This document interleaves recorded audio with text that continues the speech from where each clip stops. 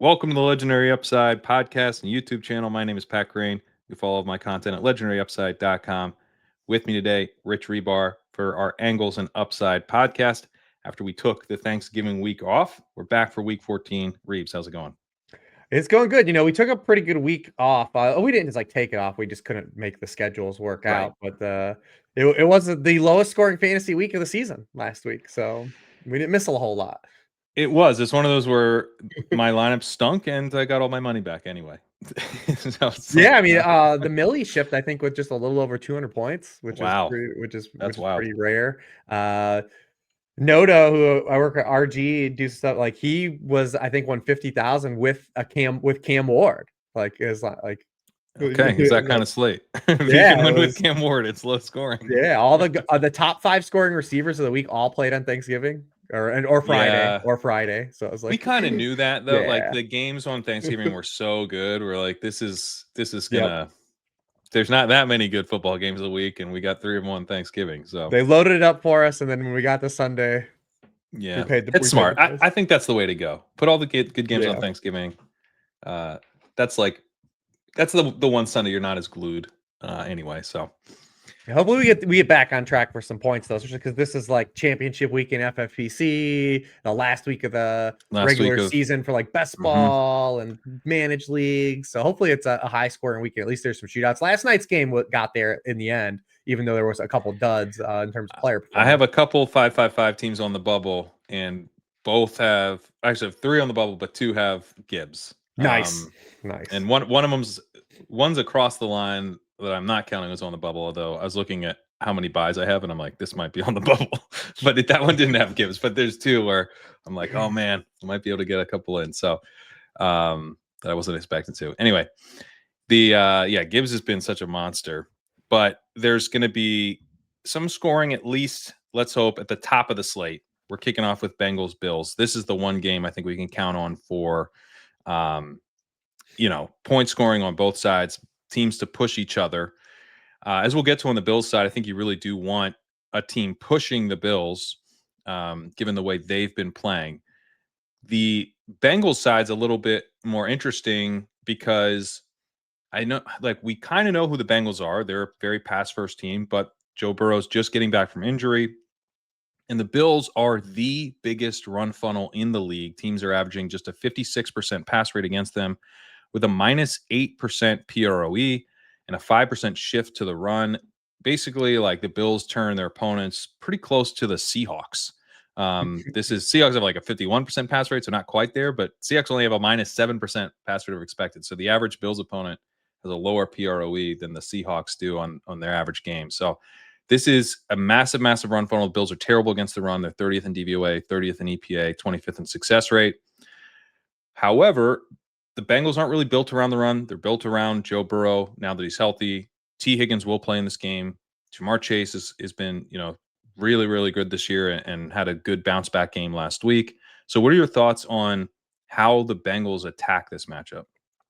Yeah, in my heart of hearts, I think just the Bengals are who they are. They want to throw the football, and they'll probably, run this thing through Burrow. And they can always do the extension of the short passing game stuff too, especially with, Jamar Chase gets, a lot of that slot work still and underneath stuff too. So I still think they're going to be pretty pass heavy. I mean, Burrow came right back and dropped back 49 times last week, which was, the second highest amount of dropbacks last week. They were just a little bit over pass rate. I think they were 3% over. And they knocked the rust off immediately. The first half, he was pretty bad in that game. He's 15 to 32 in the first half, 32 first pass attempts. In the second half, when they controlled the game a little better, he was more efficient. 9 of 14, was just under 7 yards per pass attempt. He had the real nice throw to Yoshivas, the touchdown. That was the best throw that we saw from him of the night. And then kind of back end QB1 performance. And then, we're going to have this game have some juice. We haven't seen them face Sean McDermott since that AFC. It was a divisional game a couple years ago in the snow and cold. It's supposed to be cold again. We might get some snow. He scored over 20 fantasy points again in both games against Sean McDermott too. I think that's kind of where he is. And then the other big impact here is that Joey Bosa is probably not going to play. I think he's ruled out, or he's supposed to be he will be if he hasn't been. Yeah. And the Bills have faced 113 dropbacks this year with Bosa not on the field. They go from 6th in pressure rate to 16th with him Yeah. off field, and then they go to 27th in completion rate and 31st in yards per pass attempt. Now that's 100 dropbacks sprinkled over like the course of the season of him coming off versus like out for a whole game. But he has been, their best pass rusher. So it at least gives another avenue in terms of like adding another layer for upside for the Bengals to have success because their offensive line needs it, obviously. Yeah, I mean it's really important because of the Bengals offensive line, which is really Yeah. bad. Their pressure rate and stuff doesn't even tell the whole story in terms of how bad their offensive line is because Joe Flacco's just been getting the ball out so quickly when he was the starter. So they're 7th best in preventing pressure, but they're 24th in preventing quick pressure, and they rank 28th in pass block win rate. So this is a pretty weak offensive line that's like changing the style of quarterback play behind it. But I think Burrow is more likely to try and make plays. So not having Bosa out there is a really big deal, and he's been like the key to like an okay pass rush for the Bills. Bills are Right. 14th in quick pressure rate, 14th in pressure rate, 28th in pass rush win rate. So this isn't like an amazing pass rush. Bosa's 6th in PFF's pass rush grades among edge players. Actually, among edge and defensive tackle players, he's 6th. They have Daquan Jones at 38th, Greg Rousseau at 44th, Deion Walker at 50th. So there's like other dudes who can like make a little bit of an impact, but Bosa was a difference maker Mm-hmm. and he won't be playing. So that's a pretty big deal.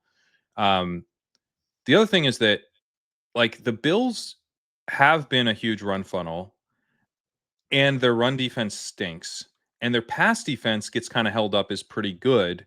And so it's like, all right, well, and if you give most teams that option, you get a weak run defense, pretty decent pass defense, they'll run on you. Now, when you're also like, hey, we get to keep Josh Allen off the field, and also they're not using Josh Allen for some reason. So it's like we don't have to score 40 to win here. We don't even have to score 30.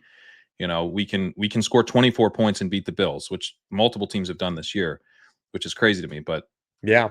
they have. So um if the Bills are going to allow you to do that, then it makes sense to run. But it does have me wondering if maybe we're overrating the pass defense, especially with Joey Bosa out. And you look at who they've played. This is Lamar Right. Jackson, Justin Fields, Tua Tagovailoa, Spencer Rattler. Drake May was efficient against them, as was Jackson in week 1. Michael Penix was pretty efficient, 55th percentile in EPA per play. Andy Dalton was not. Patrick Mahomes had that dud of a game that we all watched and was a bummer and probably sticking in our minds a little bit. Tua Tagovailoa was 89th percentile in EPA per play against him. Baker Mayfield 49th during a pretty rough stretch of play for Baker Mayfield. Wasn't terrible. Then Davis Mills and Aaron Rodgers.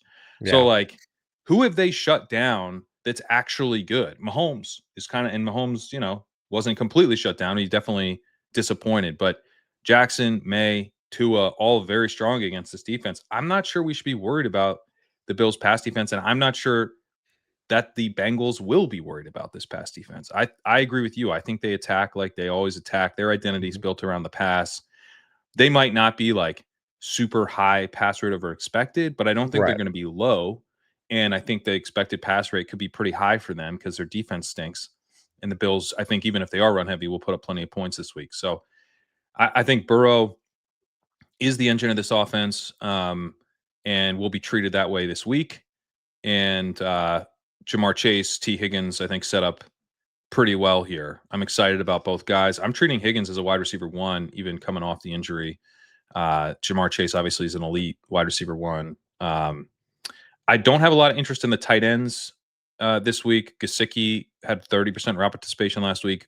Sorry, Yeah. They Gesicki played was like at four of 40. them. Yeah, Fant was at 30. Hudson's still in the mix. Yeah, I'm pretty out on the tight ends. I'm not that interested in like Yoshi Voss or anything. Um, any thoughts on the kind of ancillary pieces? Yeah, and T. Higgins playing is big because, well, we haven't seen like this full offense basically in a complete game since week 1. But remember last year, like Burrow had pretty massive splits last year with and without T. Higgins when he missed time. I mean, he completed 73% of his passes, 8.2 yards per pass attempt, 7.2% touchdown rate with Higgins on the field. And that was 441 dropbacks. Yeah, he also had a large sample because Higgins, did his Higgins thing last year at the beginning of the year. He missed 280 dropbacks and he went down to 66.9% completion rate, 7.5 yards, or 6.5 yards per pass attempt. So it's a 1.7 yards per pass attempt difference, and went down to a 5.6% touchdown rate. So 1.6% difference too. So, and Chase had also way better splits with T. Higgins, and all that stuff tracks, right? Like you get a good player on the field, it raises all tides. But I think with Higgins specifically, it like Jamar Chase Yeah. is so good. He can do everything. But if you need Jamar Chase to be in more of a deep threat role, Yes. then it's harder to feed him the ball. But if you don't Correct. have Higgins, then you kind of do need him in that deep threat role to keep defenses honest and to create space. So Higgins is going to be like, we know exactly the role that Higgins will be in. He's in the same role basically every week, but he's really good at that role. He draws double coverage. Last time we saw him, he had a 52% double coverage rate against the Patriots. That was with Chase out, but still, he draws like consistently kind of in the 30 to 40% range of double coverage, which is very high.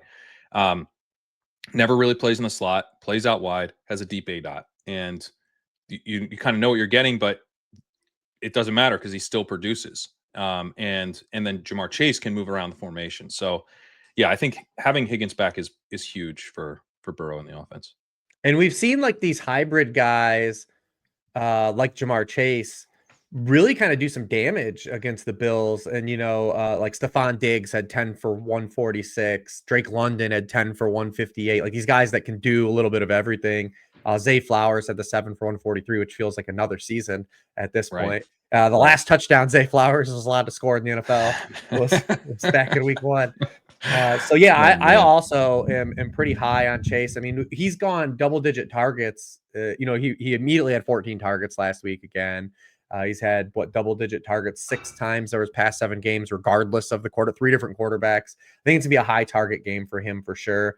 The one thing of note for the Bengals last week, if you're just looking at like box score stuff, that maybe could be a little bit like a misrepresentation of what we get here, is that they did run 80 plays last week because of all the weird stuff, the weird turnovers and stuff.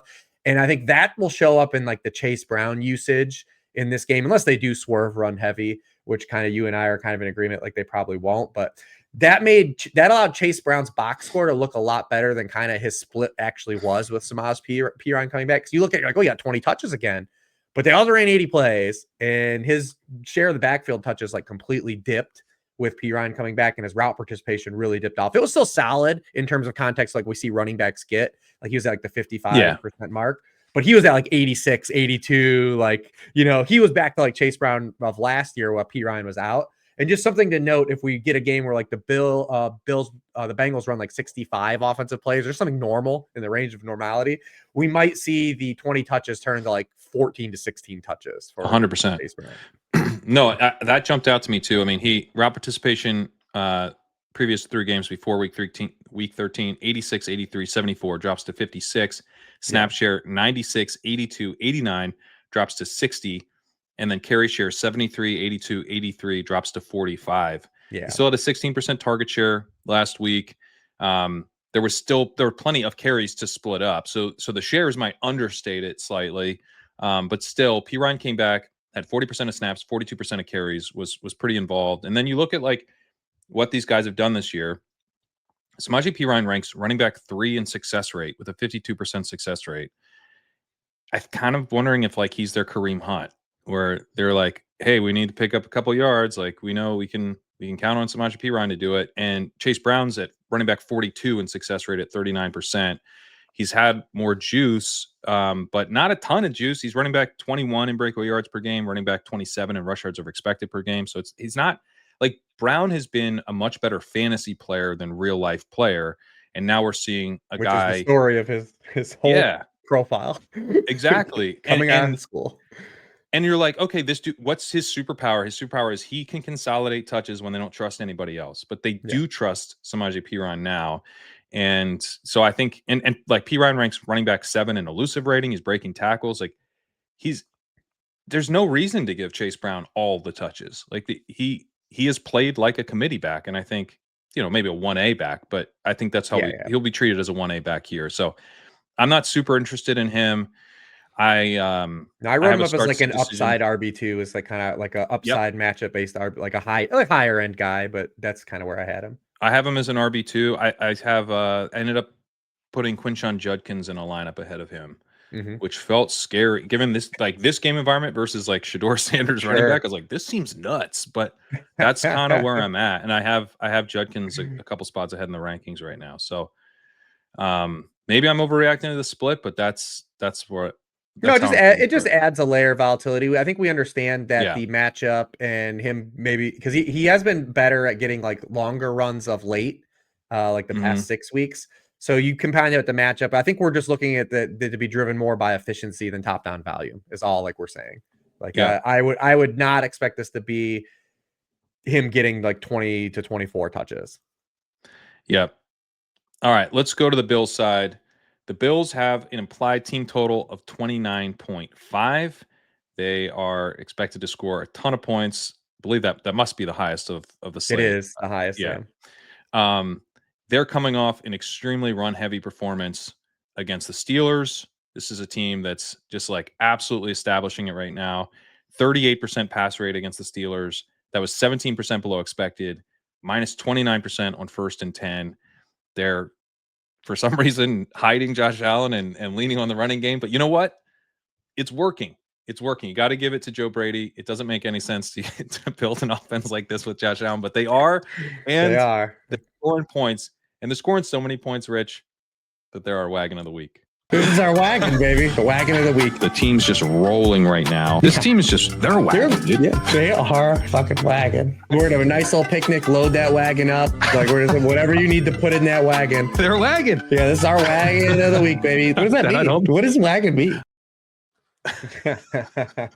I swerved into the bit for at least. Yeah, we haven't addressed that you're wearing the outfit from this video. Yeah. My wife surprised me. I showed her the clip, and she said, "I got you a gift." And I said, "Oh, really?" And it was this cowboy hat. I said, "Oh man." I said, "All right." I made the joke because I'm gonna get a cowboy hat made with the C on it, and she got it for me. It's so good. So, listen, this is why I've been married to her for 19 years. Yeah, you guys are a perfect match. Yeah, it's awesome. But you nailed it. I mean, Bills at home are like another one of these teams because we always think like the teams at home is like the dome teams, right? Like the Lions or the Cowboys or even like kind of the Colts this year. But Bills are second in points per drive at home. Like they have been an absolute wagon in all these home games. They're 17th in points per drive on the road this year. Yeah. They also lead the NFL in plays of 20 plus yards, which you kind of don't think based on how their roster is constructed. But they have like these jamokes just kind of like have splash plays. Like you'll get a game where like Tyrell Shavers has like a 40-yard catch, or like Ty Johnson is out of the backfield on a wheel route, and you're just like, all right, like none of these guys are like individually playable, but like they like in the context of week to week, like someone makes a play for these guys that you don't really expect to, and it all adds up to production. And the other thing here is that we're at the time of the year where we typically see Josh Allen time. And we got big AFC matchup, right? Like it feels like this is like, yeah, a big Josh Allen game. And even when you put in the last couple weeks for the Bengals defense, and outside of the first quarter against the Patriots, they were terrible. And they like the Patriots had that weird sequence where they kind of ran 10 plays from like the 1 yard line and then it score a touchdown. And then last week they had all those weird turnovers, but like even including that, like this is still like a bottom two defense in like almost every compartment. They've been a little bit better recently, yeah, but they're not good at all. And basically, like the one way you'd say they've been better is that Lamar Jackson just stunk against them last week, and is that the Bengals getting it together, or is Jackson just not right now? I tend to think Jackson's not right, given that he was missing practice and didn't seem like a lock to even play this week. So Bengals 31st in passing DVOA, 31st in EPA allowed per dropback, 31st in success rate. The thing about, like, if we want to talk the passing game first, I mean, we can kind of like rule out, it's like process of elimination in the passing game. We can't play almost any of these receivers. Last week, route participation, Tyrell Shavers was at 39%. Brandon Cooks was at 36%. He joined the team like a week ago and has a role. Keon Coleman was at 46%. Gabe Davis led all wide receivers with 71% route participation. He had 0.25 yards per route run, though. Khalil Shakir dropped to 50% last week. So we can't count on routes from anyone at wide receiver. Shakir is probably our best bet in the sense that if this becomes a shootout, if the Bills aren't able to just kind of steamroll with the run game, then Shakir would have more routes. We've seen him when they actually are running 11 personnel, and especially when they're trailing or in competitive scripts, his route participation does go up. He was at 77% against the Chiefs, 84% against the Dolphins, 80% against the Texans. He was only at 67% against the Bucks, which isn't great. And then he was at 50% I think he was banged last up the week. Bucks game, right? Okay. I had memory hold that. Yeah, he got banged up for like a little bit of a stretch, and then he had the baby. That makes sense. Right. Then last week, I'm curious too, is just how much was impacted by them missing both tackles too. Like they really went because they played a lot of jumbo, like a lot of heavy personnel, especially a lot of heavy personnel. And I just wonder if that is a sticky because we are getting Dawkins back, and I think Spencer Brown is also tracking to play this week. So I just don't know how much that alters the approach, and we do get a little more 11. But you are right in the sense though, like we still need pushback to get the Bills and Joe Brady into some kind of mindset of throwing the football. I think when you have a 38% pass rate, which is the lowest of the season, like that's probably as much to do with the jumbo stuff as anything. And Jackson Hawes was, playing a bunch more. Like Shakir wasn't even really losing routes to receivers. He was losing routes to tight ends because they weren't playing through wide receiver sets. And like he's one of the most consistent players that in terms of where his snaps come from being in the slot. He's 95th percentile in slot rate usage at wide receiver. 71% of his snaps in the slot this year. Yeah, how much did they trust guys like Ryan Van DeMark, and Alec Anderson against TJ Watt, right? Like, yeah. So, I mean, we'll see in terms of what this game is. The concern with Shakir is that, like this can be a high scoring game, and the Bills don't necessarily need to pass that much because it could be high scoring because the Bills are putting it on a really bad Bengals run defense. Bengals are 31st in DVOA against the run, 31st in EPA, 31st in success rate. And like the Steelers game was not an outlier. It was sort of the culmination of what the Bills have been trying to do all year. They had a minus 12% PROE against the Panthers, minus 26% on 1st and 10. They had 42% pass rate in that game. They had a 48% pass rate against the Chiefs. Like that was a crucial game, and they passed less than half the time.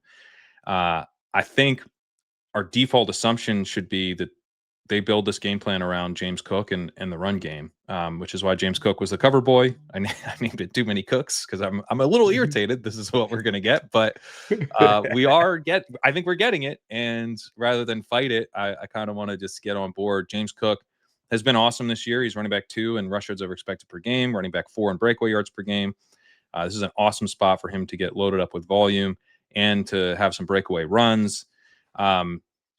So Cook's like a no-brainer play. He's like going to be really chalky in DFS. I still think a good play, maybe even a great play, given the running back slate. So not a ton. I mean, that one's pretty simple. I think the more interesting thing to think through is like, what does Allen do in this game? And just like checking in with myself, I was like, the last time I was this frustrated with Joe Brady, Allen went nuts against the Bucks. And it is a reminder that like it's still Josh Allen. Even with suboptimal play calling and game planning, he can just absolutely wreck, a defense. And this Bengals defense has no real hope of stopping him. So if Allen just decides to be Superman here, like he will be, if Dawson Knox plays in this game, I think he is intriguing. Like an Allen Knox, Kincaid. Dawson Knox will play, but Dalton Kincaid. If Dalton Kincaid plays in this game, I think Kincaid and Allen are interesting. And Kincaid at least gives you one. He only plays half the routes anyway, so you don't need him to be like in some full-time role. He's never been in a full-time role all season. So if he comes back with 50% of snaps, like great. It's all just an efficiency play, which makes a lot of sense against this defense. And he's a tight end, so if they end up in jumbo sets and stuff, that's not the worst thing for Kincaid. I know he's kind of a big slot for them, but still, I think he can kind of get there in a run heavy script in a way that I'm pretty worried about Shakir Yes, for that. yeah. So I'm more interested in like Alan Stacks, I think, if I can pair him with Kincaid. Yeah, and even if Kincaid's limited, I think it matters less for him than it would a typical player because he plays limited anyways. Like this is a guy that plays only 50% of the dropbacks really anyway. So like even if he's limited, he's just not gonna. He's basically just be himself. Yeah, like it kind of works out for them in a sense. Like even if they're a little worried, obviously we would prefer him to just be healthy and not have to have any hamstring or a knee injury while you're coming back from a hamstring that you picked up. But I mean, this Bengals defense against tight ends has also been like just kind of tried and true. We saw it likely again on Thanksgiving, and then even the one of the interceptions that Lamar threw that was batted down, Mark Andrews was wide open. It was going to be a touchdown that was batted at the line of scrimmage. The Bengals have allowed 10 tight end one scoring weeks this season. They've allowed 300-yard games. There have been 14 100-yard games allowed this season to tight ends. And Kincaid actually has 2 of them. Only 4 tight ends have multiple 100-yard games, and Kincaid's one of them. So he can be an efficient on a per target basis. Like even if we only got 6 Kincaid targets, I think he could be effective on those. I mean, so he has 2.95 yards per route run this year, leads all tight ends. He's got a 24% targets per route run, which is 98th percentile at tight end. Like he leads all tight ends in open score. He leads all tight ends in ESPN's receiver rating. He has a 9.7 ADOT, so he's a downfield threat for them. I mean, he's averaging 15 yards a catch. Yeah, like he's a big play receiver, and they like you're getting to take one of these. You're getting to take the only one of these one of these part-time receivers that's actually flashing consistent playmaking, and you get to play him at tight end. Like if you told me I got to play Khalil Shakir at tight end, I'd be pretty psyched about that. and I think we get with Kincaid, he's actually been even more efficient than Shakir. It's obviously just the health stuff that we got to worry about. So if he goes, I'm definitely in here. And I don't know that he'll end up being that popular. He won't, especially being limited, and it is a pretty decent tight end slate too overall in terms of DFS. But even managed leagues, I would be more willing to take on the upside of just saying like, hey, even on, like I said, 5 to 7 targets, there's upside here relative to the position. Even some guys that maybe project better for a little better volume too, just because of the way the tight end position is played. Yeah, and I mean, if you're putting a bill in your lineup and you're like, I've got target volume this week, like you don't. Like you don't, yeah. There's no way you could possibly assume target volume for any of these receivers or tight ends. So it's got to be efficiency, and he definitely jumps out. And I guess I'm not like my thinking. It is a hamstring, so it's like could that hurt his efficiency? But my general thinking with this stuff is like if he suits up, like he'll be good enough to go. Especially that he's going to be taking every other snap off. So like usual. All right, let's go to the Colts at Jags. Daniel Jones. I don't know what this leg fracture. It's got to be a small one, right? I mean, this is a micro. Like, I assume it's not like there's definitely not a bone coming out of the sock. Like, what's going on?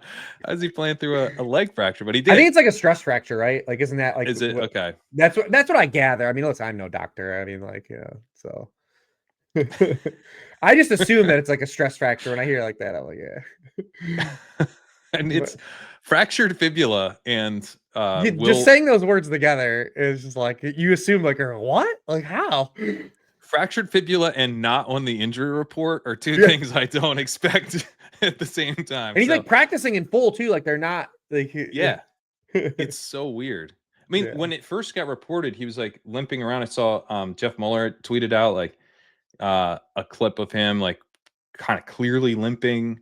The backup quarterbacks were like, and he played. Well, there was a scramble in the Chiefs game where he got out and went to scramble, and I was like, oh. Like, like it was like, he can't, like he has no gear. Yeah.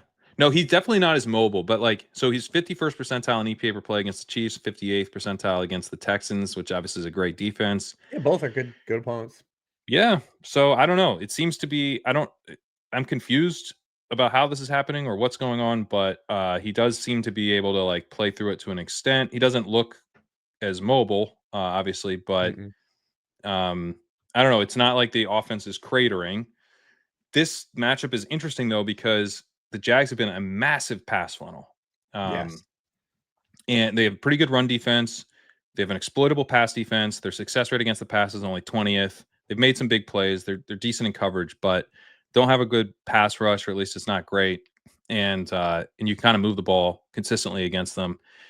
And the Colts have been like sneaky pass heavy, or at least pass first all season. They've been very aggressive on 1st and 10 pretty much the whole season in terms of their pass rate over expected. But last week against the Texans, minus 10% pass rate of expected, minus 17% on 1st and 10, completely flipped the script.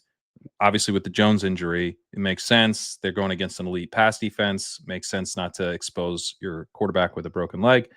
And so you get kind of this push and pull here, like we talked about with the Bengals a little bit. It's like there's a funnel defense, in this case, a pass funnel, but then you've got an offense that might be moving away from the pass for good reason because they have a quarterback injury that they're trying to manage. So, like, what do we expect the Colts to look like in terms of their game plan here? I think they will probably try to come out and establish Jonathan Taylor, but I don't know if it'll work. And then if they get pushed out of Right. it, I think that they might come out of it a little bit sooner because I think they might get pushed a little bit. But Jones was still like really good. And honestly, it's like I feel like I don't want to like say like too far like people like overweighting this thing because you hear fractured fibula, but like Right. he's still been like plenty efficient even last week. So he was pressured at a season high rate last week. But when he was kept clean against the Houston Texans, mind you, he was 8 of 12, 9 yards per pass attempt, still 2 touchdowns. Like the passing game was still good when it was supposed to be good. Like and like we're expecting the pass like him to be protected better here against the worst pass defense. So I'm just like, man, like, is this a spot where like we're overthinking it a little bit and like he's probably gonna be good here? Like and then all the things that the Colts do, they still did last week, minus like the pure RPO stuff with the running stuff, which was kind of for show anyways. Like Jones really was like never running. Like he was like Right. never a guy getting like 6 to 8 like designed runs a game. They would show you the RPO, but it was kind of like window dressing. So last week his under shotgun rate was actually lower still than a season average. So like they didn't like try to hide him by playing more in shotgun. And they still ran a ton of pre-snap motion and they still use play action 41% of the time. And like those are things like that have been like big tells to the Jaguars all year. Like they're really bad against the play action pass. They go from 3rd in yards per pass attempt against non-play action passes to 14th against the play action pass. They go from 8th in complete straight down to 16th. And the two quarterbacks that they faced that are like around Daniel Jones and play action rate are Sam Darnold and Matthew Stafford. And both those guys were QB1s against them. So I do think that this passing game, and then we'll talk about some of the pieces when we get into the weeds, because I think there's some signals for a lot of the pass catchers here too. If the Jaguars are playing the run as well as they have all year, and they haven't allowed more than 63 rushing yards to a running back yet this season, I still think they're going to find deficiency through the pass. And I kind of am more bullish on the upside for this passing game than I think the field is. Yeah, I was kind of when I wrote up this game, I was feeling like, man, I don't know if the Colts are going to lean into this matchup. Like that was my big concern. Yeah, and that's the concern. And if they try to hide Jones and run on this defense, then I mean, Jonathan Taylor's awesome, but I don't think it's gonna. I just don't think it's gonna work that well. I mean, I think what they've been able to do this year is they have Taylor going, but then they're actually passing on 1st down, like in neutral situations. They're prioritizing the pass, which is smart and an efficient way to play football. And then they do have the threat of the run, so you can't just like be like, oh, we're gonna let you run on us on 1st down, because that will not work with Jonathan Taylor. So defenses have to respect the run, and they use that as leverage to get more efficiency out of their passing game. But if that whole sort of dynamic is shifting and they're just like a more conservative team, like if the Colts become the Seahawks, where they're just like establishing it and then kind of picking their spots in the passing game, I don't think that's going to work nearly as well in this matchup. Although to your point, the Seahawks did have success against the Jaguars, but I don't know. The Seahawks are kind of their own thing. So yeah, I'm just like a little bit more nervous about this this offense because I'm nervous about the way they approach things with the Texans in Jones' first game playing through this injury, and he does have some kind of fracture in his leg, which is a Yeah. concern. But maybe from a GPP perspective, I should kind of get on board with your optimism because there is a clear opportunity here with the play action passing, as you point out. I mean, Tyler Warren is set up really well if they lean into the play action game. If they kind of do their normal, like if we just like rewind and it's like week 6 and we give the Colts this matchup, we're stoked. Like this is like, Yeah. you know, they're the wagon of the week. You know, we're talking them up as like, you know, you got to jam the Colts. You got to play Taylor. You got to play Warren. You got to play Pittman. You got to play even Pierce. Like, We probably wish so they were more in the dome too, but sure. it is supposed to rain during this game. But I looked last year; these teams played in the rain and they scored 71 points. Like right. with Joe Flacco, because I know we're in that weather season. You know, we're in weather season for not football. too bad this week. The big weather game is actually the one we already covered. Yeah, there the might be Buffalo some game. snow, but not. It's like cold with a little snow, not too much wind, so I'm not worried about it. But I would, even when I was like, I went to last year and these teams played in the rain and they scored. This game was an absolute shootout in Jacksonville, and obviously defense and stuff, everything's different. But it's like I'm not gonna go crazy unless there's like wind and anything else that's like factored in. So if it's just rain, I'm not going like too far in the weeds. There's really no wind this week. None of the games are supposed to have wind, per Kevin Roth. So we should be pretty good there. But like you said, it does take a step of faith. I think like Jones from like he'd be more like me stacking this and like single entry stuff. Like I'm not gonna go like overly bullish and like be super overweight on him. But I am interested in having builds around the passing game, probably 2 different variations, because I do like you.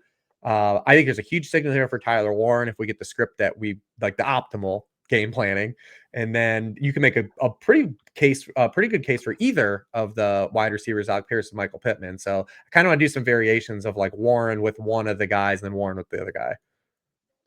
I like it. Alec Pierce is kind of intriguing to me here because I don't think you need as much volume with Pierce. You know, he's the deep threat guy. Yeah, 20.2 ADOT.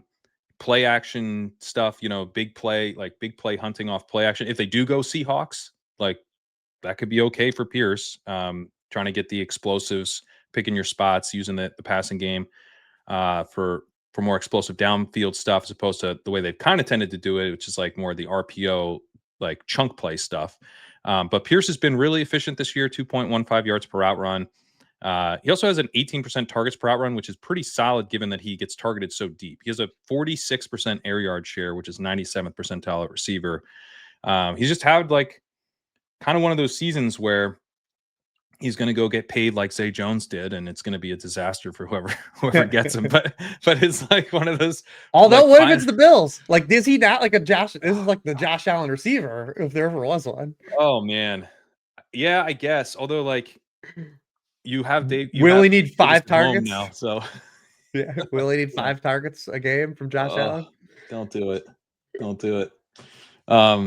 Yeah, I mean, look, I mean, someone's going to pay him, and maybe it'll work actually, because he has been really good this year. But I'm intrigued by him because he's going to run the routes, and he can get there on a couple targets. Josh Downs, and he's had a relatively high floor for his archetype. Pierce, yeah. When you look at like, because when you think of like him in years past, but he's been just kind of living like as he's been a wide receiver 2 or better in 4 of his past 6 games, which you wouldn't think of that archetype. You'd think of it more as very volatile. Agreed. Yeah. Downs the last 2 weeks, it's been pretty involved with 36 and 28% targets per route run, but just 64% route participation last week, 42% against the Chiefs. He's not really on my radar this week. He's becoming like Demario Douglas or something. You know, it's sad. Yeah, he's kind of like in that Shakir mode, you know. Yeah. But when he plays, he also plays with other guys that are earn targets. We weren't super positive about Taylor. I guess I should note, like, I still have him as an elite RB1 in the rankings this week. I think everyone understands. Yeah. Okay. Like no one's. I would hope that like no, like obviously season long stuff. It's more like how you'd be handling him in like the prop streets and stuff like He's that. so He's expensive still, in DFS. I don't think I'll be yeah. playing him there. I mean, he literally. I think back week he's at 100% of the backfield touches. That's his one out is he is catching the ball. Like he's set Yep. to easily clear. He's 5 catches short of his career high. Like Nice. he's gonna clear that easy. And Jags have been a little bit more vulnerable in the passing game, but it's when you're talking about like Jonathan Taylor in the context, like we talk about him, it's like we're talking about like, is this a spot where you expect like a spike week, a 30-point game? And it's probably like lower in the range of outcomes for that. Yeah. Yeah.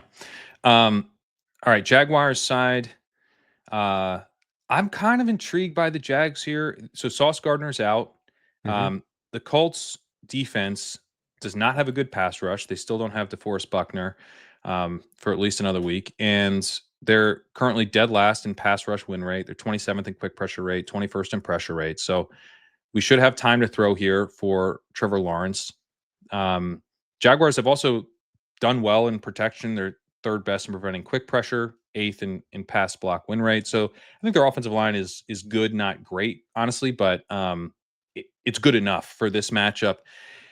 In terms of coverage, the Colts have been attacked through the air pretty aggressively this year, but largely because they were dealing with cornerback injuries and secondary injuries for a lot of the year, game script and stuff. So I think those numbers are a little bit misleading.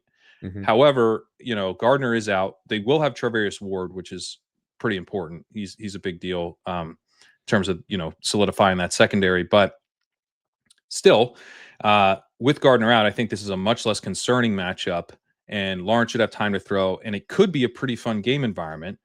So Jacoby Myers is, I guess, the number 1 wide receiver here now, and is somewhat interesting for DFS. And then I'm pretty excited about Brenton Strange, who was at 81% route participation last week. He is at 1.92 yards per route run this season, which is 92nd percentile at tight end. He's 88th percentile in open score.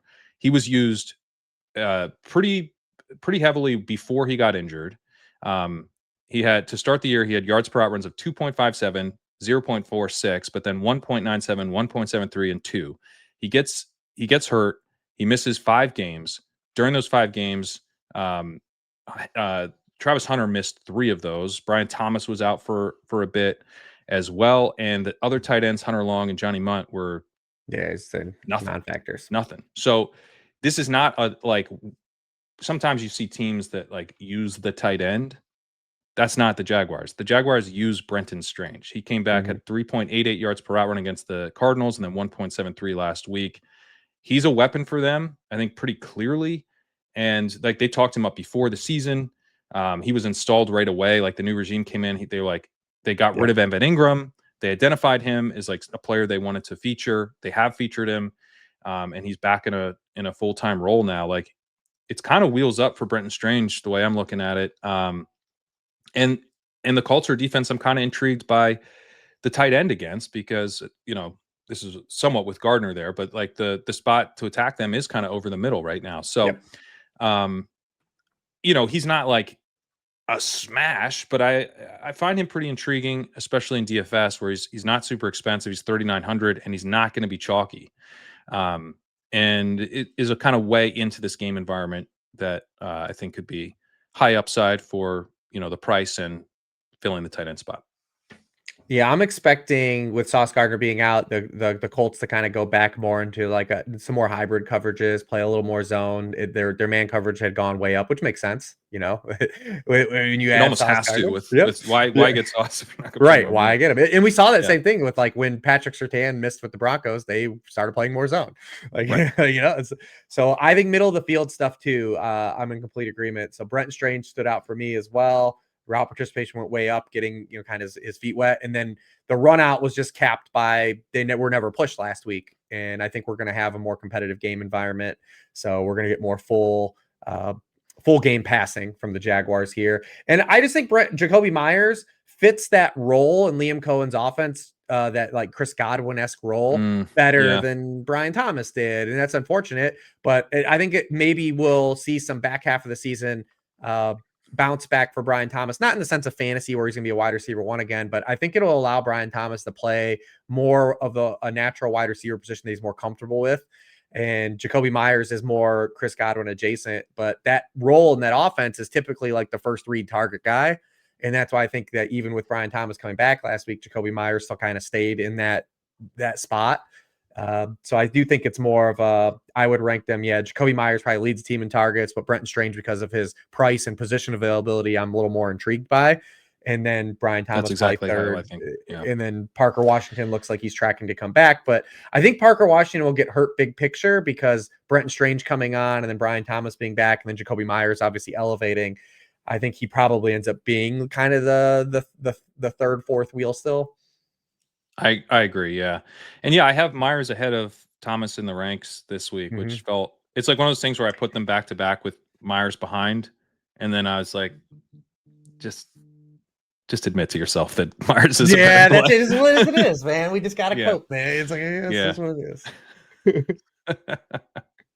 We're here, man. Week 14. We gotta adjust we can't be hang on to those priors. No, we can't. If Parker Washington was gonna be out, I was gonna be like lukewarm interested in like maybe Brian Thomas and some of these stacks, but I'm with you. I think it's Myers and Strange. How bullish are you on Lawrence, who has been scoring points but is still bad at football? Yeah, that's the problem with Lawrence, is that he's bad. He's kind of a little bit of a positive regression candidate when you look at his like his success rate is okay. And his EPA per game is worse than you would expect based on his success rate, which really isn't like that bad. It's 46%, a little bit above that. Like he could be he could be as efficient as like Michael Penix has been, or Jack, like if he was doing like Jackson, he doesn't run, so it's different. But like if he was at sort of Jackson Dart's level of like EPA, that would be like totally reasonable for his success rate. So it's not, or Baker, if he was doing what Baker's doing, it would make sense for his consistency. So there is a little bit of upside to like the profile, and with Sauce out this matchup, and again he'll have protection. So I'm a little bit intrigued by Lawrence this week, especially because of Strange. Like I think you can look at him as a stacking partner. You can look at Jacoby Myers as a stacking partner. So yeah, I'm like, obviously I'm not excited about Trevor Lawrence. It's hard to be excited about Trevor. Yeah, we've been down this road. We've been down this road, and you can probably feel everyone's collective eye roll, even us like talking about him. Like, yeah. Good. It's sort of a real good luck with that situation with Trevor Lawrence, but I think I might I might take on your wishings of good luck and actually play him in DFS. Yeah, but I think I'm not decided on that. Yeah, I don't know if he'll completely make my cut, but I think in terms of like all ownership, but I think I'm going to play this game from both sides. Yeah. In a single entry, like I kind of like this game. Stack it up. I do too. Like as long as there's no weird weather stuff and like there's no like them just having to like really swerve into like this Daniel Jones injury. Like there are some things that are on the outskirts here that are like offer volatility. But I do think that the path for this game, if it does hit, like is really high and like really intriguing for a lot of the pieces. And then when you talk about like a DFS lens, like the price point for a lot of these guys is just affordable.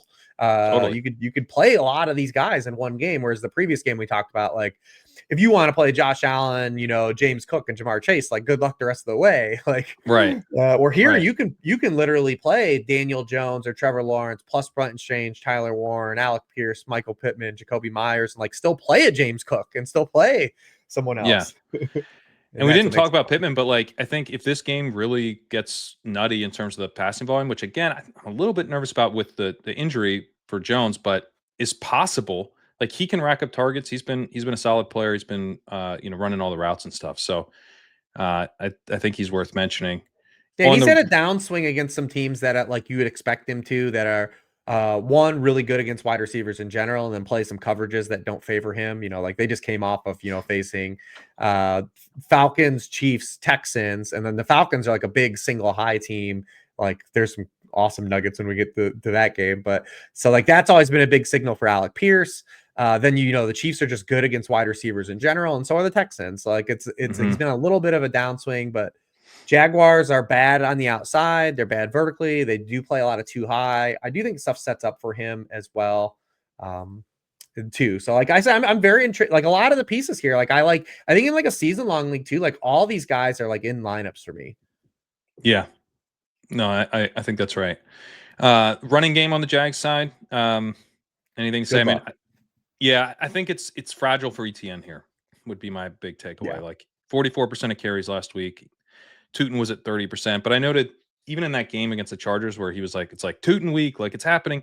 He was forcing a split. So, like, Tootin, I think if the kind of desperation RB4 type stuff, sure, but not really in play. Like he's Other than knocking that, on the like. I think the best thing we can hope for Tootin outside of an injury through contingency is that like maybe he like knocks on the door of being in like the Charbonnet Algier zone, where like you're getting enough Algier touches zone. and then potentially getting the goal line stuff. Because they Yeah. Cohen talked about it this week too, and the OC talked about like they like using him near the goal line because he doesn't lose yards. They're like, Yep. like this dude doesn't like we are going to continue to use him in that capacity. Now they also said too, like that doesn't mean that ETN's shut out from that role. That's why I kind of said like the Algier zone or whatever. Like you still see these on get in. I think he already is in the Yeah. Algier zone. I just don't think he's in the Charbonnet zone Yeah. yet, where he like sometimes it's like, is he the lead back? Like that's Right. where I'm hoping he'll get to, but we'll see. We probably need the outright injury for it to happen. I think so at this point, but I don't know. He's flashed enough where I'm like, what if you just made him the starter, guys? But I don't think I still think from like a dynasty stance, you're feeling pretty bullish. from a dynasty stance for sure. From a best ball stance where he's like literally my highest drafted player, it might not happen. But at least in best ball, you have like the opportunity now, at least for to like you get the luck box touchdown. Like you're like, hey, that's like well within the range of plays now weekly for him to at least get a touchdown. And in best ball, you'll take that. It's 100%, 100%. Fill that flex. All right. Seahawks at Falcons. So yeah, you've got some nuggets. You want to kick things off with nuggets on the Falcons?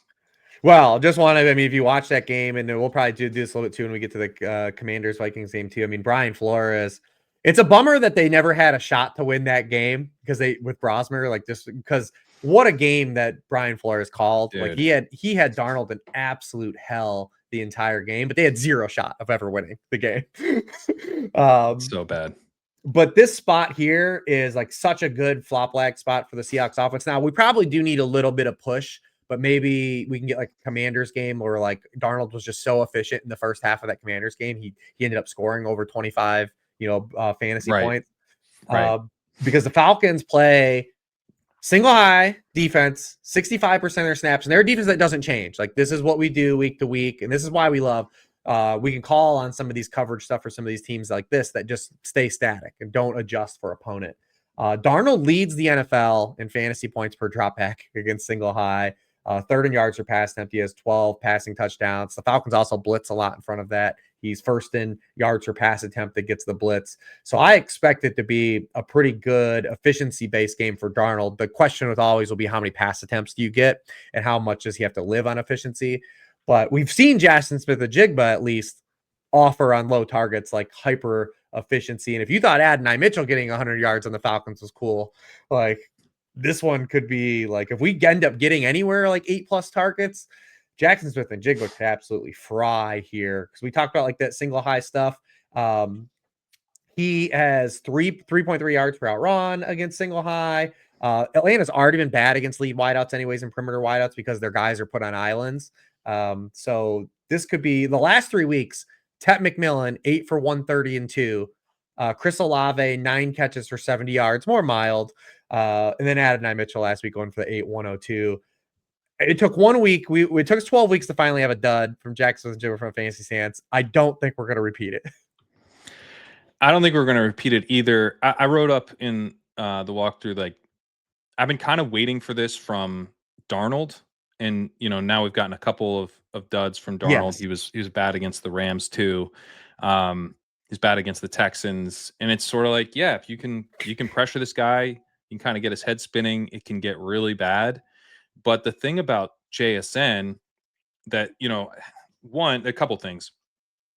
With Darnold, he's not even like the engine of the offense. The engine of the offense is the running game. And they're like using him as like this like kind of counter punch where it's like, all right, once you're overplaying the run game, then we'll hit you downfield and we're going to play to Darnold's strengths. We're going to, we're not going to ask him to kind of dink and dunk. We're going to use him as an explosive play element. But it's like, Darnold is like Alec Pierce at quarterback or something. You know what I mean? It's like this explosive element, but it's your quarterback. He's the pack and play quarterback. The pack and play. Yeah, we've already named this the pack and play quarterback.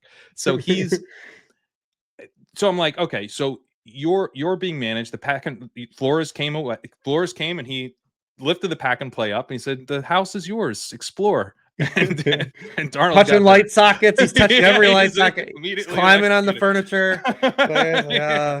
It's no good. But JSN, he got shut down last week. So who stepped up? No one. Nobody. There's no other option. Like the offense is designed for, like, you talk about the engine of the offense. Like, even though the passing game is kind of this counterpunch element, JSN is the whole passing game. And when Darnold wasn't able to get him the ball, and he had 0.82 yards per out run, JSN, Cooper Kupp was at 0.92, Shaheed was at 0.37, AJ Barner was your playmaker at 1.67 yards per out run. There's just no efficiency in the passing game when they couldn't get going to JSN. So hopefully we're back in the pack and play. We got you guys. He's playing with his favorite toy, JSN, and I completely agree. I think he's going to have a really strong game here. Yeah, he's got the binky again. You got the binky. We're in good shape. Yeah, like I said, volume would be the only thing. Like, if you're debating whether, like, do you play Darnold over like some of these other fringe guys that are like, if you do, I mean, I'll be curious if when we get to Lamar Jackson, what's the list of names that you'd be willing to get to over Lamar Jackson? Would you play Darnold over Lamar Jackson? No. Okay, that's like right on the cutoff. Like, for me too. I wouldn't, because so, like, this team has had this season a 26% pass rate against the Cardinals. They face a Falcons run defense that's 24th in DVOA. Well, and especially now that he's turned it over a little bit. Yeah. Like, because remember the Cardinals game, they were like well ahead, and they even came out in the second half and were like, they threw a couple passes. He fumbled a snap and then threw a pick, and they were like, shut this shit down. Yeah. Like, just like, no. Like, no. I mean, that's what it is. Like, this team's committed to the run, obviously. But when things aren't going well, like that Cardinals game you're mentioning, that's their lowest pass rate over expected of the season, minus 21%. And they were minus 12 against the Rams, which was a tougher game for Darnold. They were minus 8% last week when he was really struggling. So they could lean into, if the passing game's clicking, they could lean into it a little bit. But the Falcons blitz a lot. They are going to try to get pressure. I think this is kind of a classic Seahawks type of game plan where they're going to build it around the run, attack a weak run defense, and have explosive plays off of that. And the vast majority of those targets will go to JSN. So to me, it's like JSN bounce back week, but I'm not that interested in the Seahawks passing game as a whole. I mean, if anyone's going to step up, and I guess Barner did a little bit, but like last week would have been the week to be like, hey, I can play too. You don't got to just throw to JSN. Like, nope. What they learned last week is that they do in fact have to just throw to JSN, unless they're running the ball, which I think Kenneth Walker was probably like a little bit under the radar last week. Ben Gretsch wrote up how a lot of the usage for Charbonnet last week was really blowout garbage time usage. And that had Charbonnet actually having more carries than Walker, but Walker's snap share was still pretty solid at 55%. He had a 16% target share. Charbonnet wasn't targeted. If this game is competitive, Walker does still look to be like that lead back role, 1A, I guess, but I think Walker's at least somewhat interesting here. Yeah, through 3 quarters last week, Walker outsnapped Charbonnet 31-18, outtouched him 16-8. Literally doubled him up. Charbonnet had 6 touches in his touchdown in the 4th quarter of that. The other thing is we got George Holani out of the mix because he was hurt. They brought back Myles Gaskin. Saw him getting some touches last week. The other thing too, Walker's gotten a little bit involved in the pass game, and it's like nothing you're gonna like go crazy about. We didn't talk about this with James Cook, but James Cook's also just gotten like a little bit. Like, and it's not like dominant, but like 10, he's not, 12. He's not Devin Achane, but you're just like, it's something, and it's just better than nothing, because these were guys that were getting nothing. and like nothing. My in numbers the were past target game. share, about 10, 12, Yeah, yeah, 14% target shares. Yeah. And like, yeah, so like Walker has at least 3 catches the passer game. It's just something. It's just something to tack on, and it gives you another outlet to make an explosive too. Totally. You know, obviously, because we know like a target is worth more than a handoff. So, And Walker, he's 1.34 yards per route run. Like you should use him. I mean, it's a little Derrick Henry in that it's like throw now run straight forward, but it kind of works. Or Jonathan Taylor would be another comp in that receiving way for Walker. You just want him But to yeah, have a little he can do bit, it. just a little A bit. little bit. A little bit. It's nice. Yeah. Yeah. So I 8% mean, yeah, target share this year, not nothing. yeah, he's definitely. I'm interested in him. It's just like a bummer because like you always have to count on him to score the long touchdown, and like it we has haven't to be. gotten it yet, but like we haven't had one, so like it feels like we're due for like a Kenneth Walker 40 yarder. I mean, we're not gonna chase it. I'm just saying, like, Yeah. No, I think he's fine. I mean, DFS he's 5,600. He'll be a little bit owned, but they're going to run the ball a bunch. I think he's totally fine. Yep. All right, Falcons side of this. Bijan, I noted. Here's a little trend for you.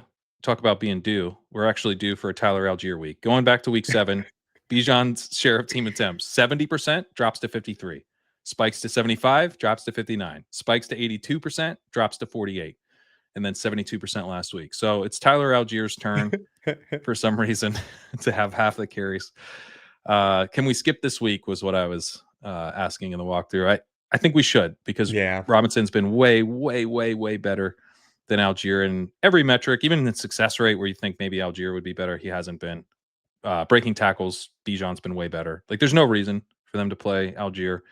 And you know, it is encouraging that we have seen carry shares over the last 7 weeks of 70, 75, 82, and 72%. They're getting mixed in with carry shares that aren't encouraging, but we do have that upside with Bijan.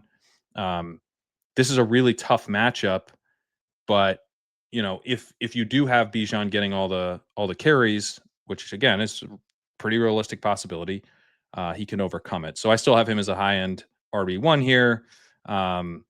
And yeah, any thoughts on what they're doing on the ground? I just think in general, Falcons here this week would be pretty much you keep riding Bijan season long because of course probably a tougher match. He has some outs, I think, as a receiver here as well. Like Seahawks pretty vulnerable to like running backs have 24% of the catches they've allowed. That's the 4th highest. We know Bijan hyperactive in the passing game. They're 20. Are you interested in him in DFS at all? No, because the reason why is because Kirk Cousins against this defense. Like this is probably just a bad offensive spot, right? Like I think you can probably get away in season long with playing Kyle Pitts as like a floor-based dude. This is all under the assumption London's just out another week, which I believe he will be.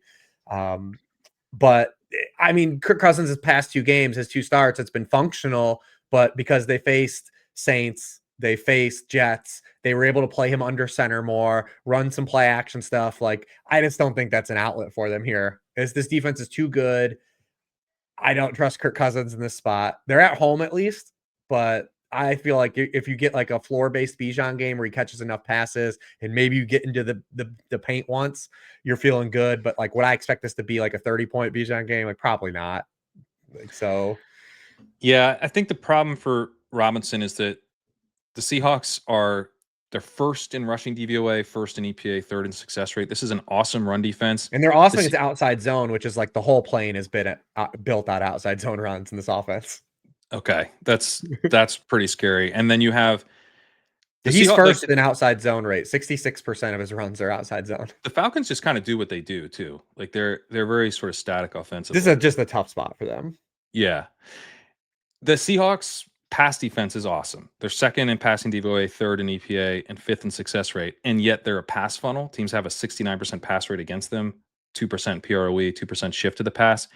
That I think tells you just how good the run defense is, tells you that Seahawks are generally playing from ahead. That's all just like bad setup for running back. Now Bijan has enough of a receiving role that he'll be fine. But yeah, as far as ceiling goes, it's tough. It's tough when a run defense is so good that teams are passing against an elite pass defense, right?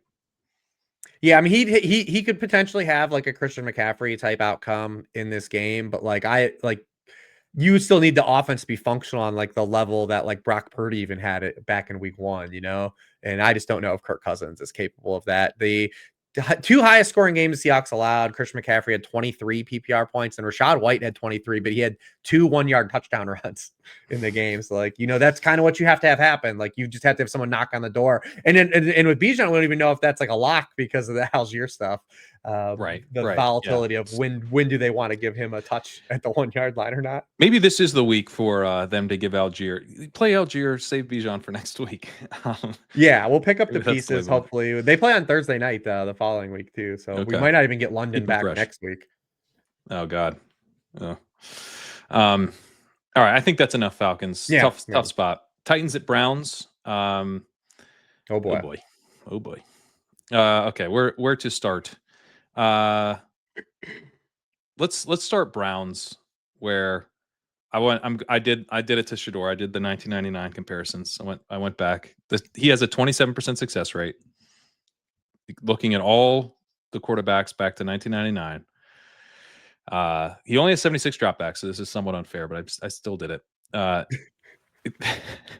Only Luke Falk and Craig Krenzel have lower success rates than Shador Sanders so far. Dylan Gabriel's been like bad, and specifically bad in terms of success rate, and still been far, far better than Shador Sanders. Looking at how he's playing, he's got a -7% CPOE, a 51% completion percentage. He has a 3.30 time to throw. He is allowing pressure per PFF at the highest rate in the league. So he's taking forever to get rid of the ball. He's allowing pressure. He's not accurate, and he's attempting deep passes at a very high rate, 15%, behind only JJ McCarthy and Russell Wilson. So it's just like everything he did in college. Yeah, this isn't NFL football. Like this, it's literally he's playing JJ McCarthy ball. We see it's not working in Minnesota. It's not working in Cleveland either. He's been less inefficient than McCarthy, but his success rate's lower. Like you would be happy to have JJ McCarthy's success rate if you were Shador. So this is like creating a huge, lowering the floor for the Browns in a huge way. And basically, it comes down to, can Quinshon Judkins get fed enough against a not great run defense and survive a passing offense that's not going to be efficient and probably very inconsistent? Like here's a way to put this. Judkins ranks running back 56 in success rate at 36%. That's still significantly higher than Shador Sanders' success rate at 27%. So like their inconsistent running back is probably their most consistent way to move the ball this week, which is, pretty concerning. Obviously don't have much interest in the passing game, except for Harold Fannin, who was up to 93% route participation last week, even with David Njoku playing at 37%. Filling that tight end spot, I think he's interesting. But even then, it's mostly like I'm hoping he hits my lineup for best ball. I'm not like super excited to jam Harold Fannin. Any thoughts on the Browns? No, I mean, like I said, I'm still willing to trade the bad success rate for just a few more explosives in this offense. But they do have 4 passing plays. It's a few, man. But they only had 2. They only had 2 before he took over. So at least like that was always my one thing. I was like, hey, at least I might have a couple exciting plays here now. Like, yeah, but those plays mostly came against the Raiders. Well, Harold Fannin we got a 30-yarder last week for Harold. Right, yeah, the touchdown. Okay. Fannin, he'd have to be more like full PPR, tight end premium stuff. Little bit interest on DraftKings, but he's priced right next to our guy Brenton Strange, and we're just a little more bullish on the offense. I think we would both be in agreement there, but you're at least, I think, like, again, like the toot and stuff, like you come away overly bullish though on Fannin's long-term prospects with the way the season's played out. I mean, he already has relegated David Njoku. The last 2 weeks with Shador Sanders at least has been targeted on 26% of his routes. That would lead the NFL over the season at tight end. So at least you have something. He's good. Yeah, I think proof of everything. This is a guy that led the whole nation in receiving yards last year, comes out in the NFL and has a productive rookie season in a disastrous climate and makes a player that's an already established good NFL player kind of non-relevant. I think we feel good about him moving forward. But like you, all we care about is that the Browns are favored at home, and they've had 3 wins this year. And in the 3 wins, Quinshon Judkins has been an RB1 in all 3 wins. He's averaging just under 20 PPR points in all 3 wins. And that's kind of what we're taking away from this game. They are only the Browns are 3.5-point home favorites and have a team total of 18.5 points. This game's an abject disaster. It's a 33-point game total. But Quinshon Judkins is going to get the football a lot, even if he's falling forward for 2 yards. It should no matter. Like he could average a yard and a half a carry in this game, and they're probably still going to hand it off to him 25 times. And they should. It's good offense for them. Titans have been good, like of late against the run. Like we talked about ETN, like they completely in the beginning of that game just erased ETN. So they're better against the run than the pass. They're not great. The problem is they're never winning, so teams just keep running on them. Right. So that's why I said like Judkins, he's not going to rush for like 5.5 yards per carry, and if he does, then wow, we're going to have a real good week. We're eating. Yeah. Yeah, we're eating real good. But like they're never in a position to get teams out of the run because they're not good. And if the Browns aren't coaxed to where like they're allowed to keep running, they're just going to keep doing it. Yeah. 100%. And then like on the other side of this game, I mean, Titans, any optimism here going against the Browns? No. Because last week was the week you would have maybe talked yourself into some optimism, and I ran a little bit of Cam Ward, and we talked about Noto. We didn't talk about it here, but we didn't do a show, but we would have because we talked about it. Like I said, Noto won with he played him like he was in that price point. It turned out like you needed Tyrod at that price point than Cam Ward, but the thesis was there, and he bricked. And like, dude, we're on full sack record alert here. Like, oh my God, dude. This dude's been sacked on 28.5% of his pressures. That's 32nd in the league. Only Geno Smith's higher. Browns, 3rd in pressure rate. They lead the NFL in sack rate and the dead even. So Cam Ward's been sacked on 28.5% of his pressures. The Browns have a sack on 28.5% of their pressures. It's the highest rate in the league. The only quarterback that has a worse pressure to sack rate than Cam Ward is Geno Smith. The Browns sacked him 10 times. Like this could be the record. Like it could happen. Yeah.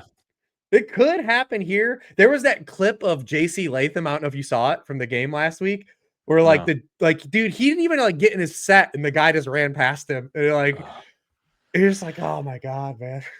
But like, this is not that pressure to sack rate. Like when people talk about the sacks being a quarterback stat, like that's what they mean. There's pressure to sack rate is on the quarterback to a degree. You talked about Shador. Shador, like I think PFF has Shador charted at 40% of his pressures are his own doing. Like, yeah, that's what I was saying. His that's McCarthy. Pressure, McCarthy is the same thing. Like, yeah. Well, that's time to throw stuff where you're like, there did not need to be a pressure on this drop back, but you sat there long enough until there was one. Yeah. So that's a problem. That's not necessarily Cam Ward's problem. Cam Ward is like, okay there.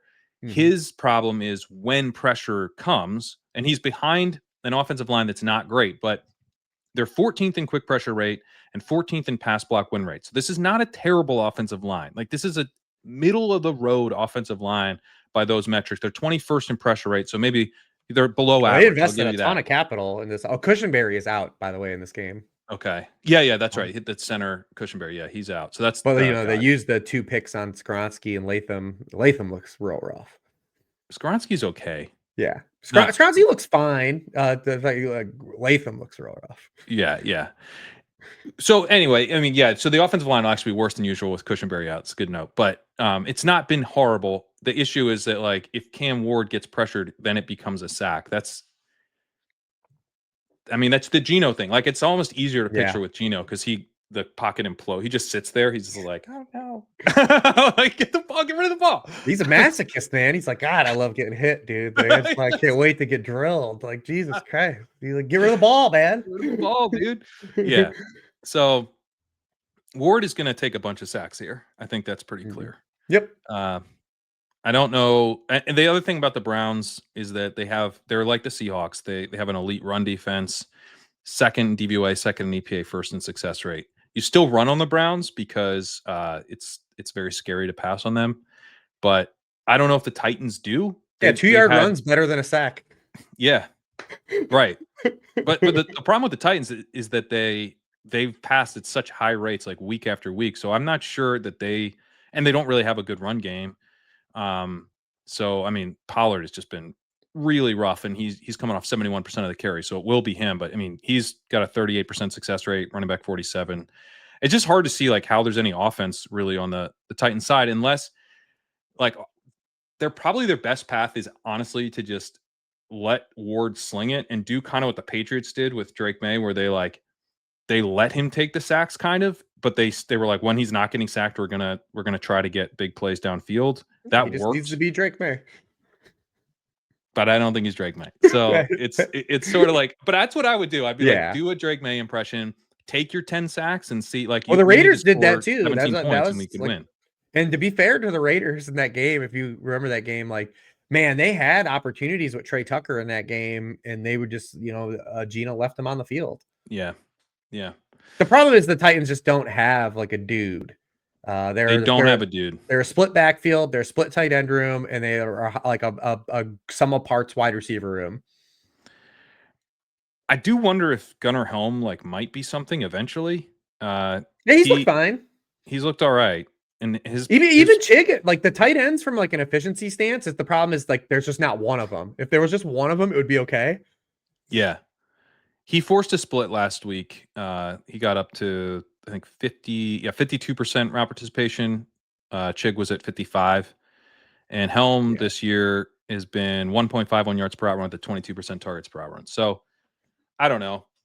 If you play in 3 tight end premium league. Yeah. But anyway, someone to keep an eye on, I would say. All right, let's move on. Easy game. Yeah, easy game. Fannin, Judkins, and nothing else.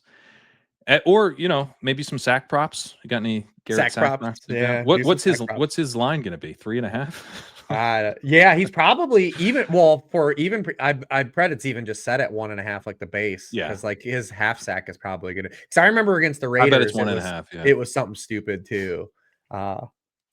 So it's like, I think it was 1.5. I think it was 1.5 against the Raiders. And I think it was still negative. I think it was like minus 125 or like minus 135. So I imagine it's gonna be the same. Like if you're not gonna get, you have to bet like I think him to get like 3 sacks to even have like something even probably worth like having some real fun money on. Yeah. All right, Commanders at Vikings. Looks like we're getting Jane Daniels back for this game. Thoughts on how he'll be deployed against this Brian Flores defense?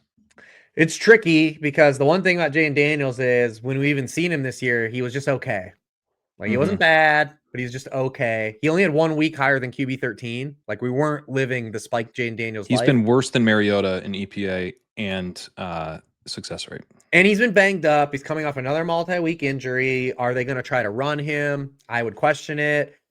Brian Flores has been real hot. This defense has been really good. Is it a spot where they can just kind of stick with the run? There's a lot of question marks here. The one thing I will say that at least if you're bullish on Daniels or like you want to go back to him just because like the fantasy stuff, you're like hoping he runs around, is like this will be the game where like they kind of have like their full offense. And like we did see a little bit with the Broncos last week on Sunday nights. Like when they do have all these guys, they were in the NFC Championship game last year. Like they were a good offense. So when they do kind of have Terry was back. And Terry was balling, and you have like a healthier Debo than we had in the middle of the year. So like that's the one. If you're making the bull case, you'll say, "Hey, Jaden Daniels has all the guys again." So like let's see what happens. I think that's if you're making the bull case, that's what you're hanging on to. And then you're just counting on like, hey, JJ McCarthy like is not going to do his thing, like, or at least a spot where like we're not going to be chasing like a huge negative game script either. So like we're going to be in our base offense and not like helter skelter. I also think it's possible that JJ McCarthy keeps the Vikings from like imploding in this game. Like last week, it wasn't a football game. No, JJ McCarthy's not. I'm not touting JJ McCarthy. I'm not going to be playing JJ McCarthy. But yeah, Jonathan James, we should say. Yeah, sorry, Jonathan James. See, take a week off. I forget all the bits. Jonathan James is not going to be good enough to have me interested in playing him or stacking him or anything like that. Oh, he's getting played this week too. I know he will. I don't think it's going to be me because he's so cheap. He's so cheap. And 4,700. people want to play Jefferson because it's the cheapest he's been since his rookie year. Jefferson, you can kind of talk me into because of how bad this Commanders defense is and how slow they are. And like Jefferson is kind of muddled through until it was Brosmer. So I think like this could be a bounce back spot for Jefferson. I'm playing him in season long, but if we Yeah. get to Sunday and he's going to be like 20%, I'm not doing that. I'm not doing that. But I'm intrigued by Jefferson. I'm intrigued by Aaron Jones a little bit more for season long, I think. Like, but I can just see the Vikings. I compared it to like the Raiders. Like, can you get back to being like the Raiders offense? You know, like this. I'm not too high of a bar here, but just like don't be a non-functional NFL offense against this Commanders defense, and you can put up some points, at least enough to keep this game kind of interesting. So, as much as like, because look, if you have Brian Flores cooking and the Vikings can't put up any points, this game's just gonna suck. Yes. But if there It'll can be like the Bears like, game. No, it's like literally going to be the Bears Vikings game. totally. But I guess I have a little bit more hope that maybe we get and it's more about like the game environment and Jaden Daniels having like enough pressure on him to put up points and we get a full four quarters this week, unlike against the Seahawks. I do have some optimism for that. And I was definitely encouraged by Terry McLaurin's return last week. And then you've got Jaden Daniels' return this week. It seems like kind of a high upside little skinny stack. 6,000 for Daniels, 5,200 for McLaurin. I'm a little intrigued by that, I have to say. Yeah, I mean, I'm intrigued by McLaurin too because the you look at his past 3 games, 5.3 yards per out run, 3.4 yards per out run, 2.9 yards per out run. Like he's still good. And the last 2 games came against the Broncos and the Chiefs.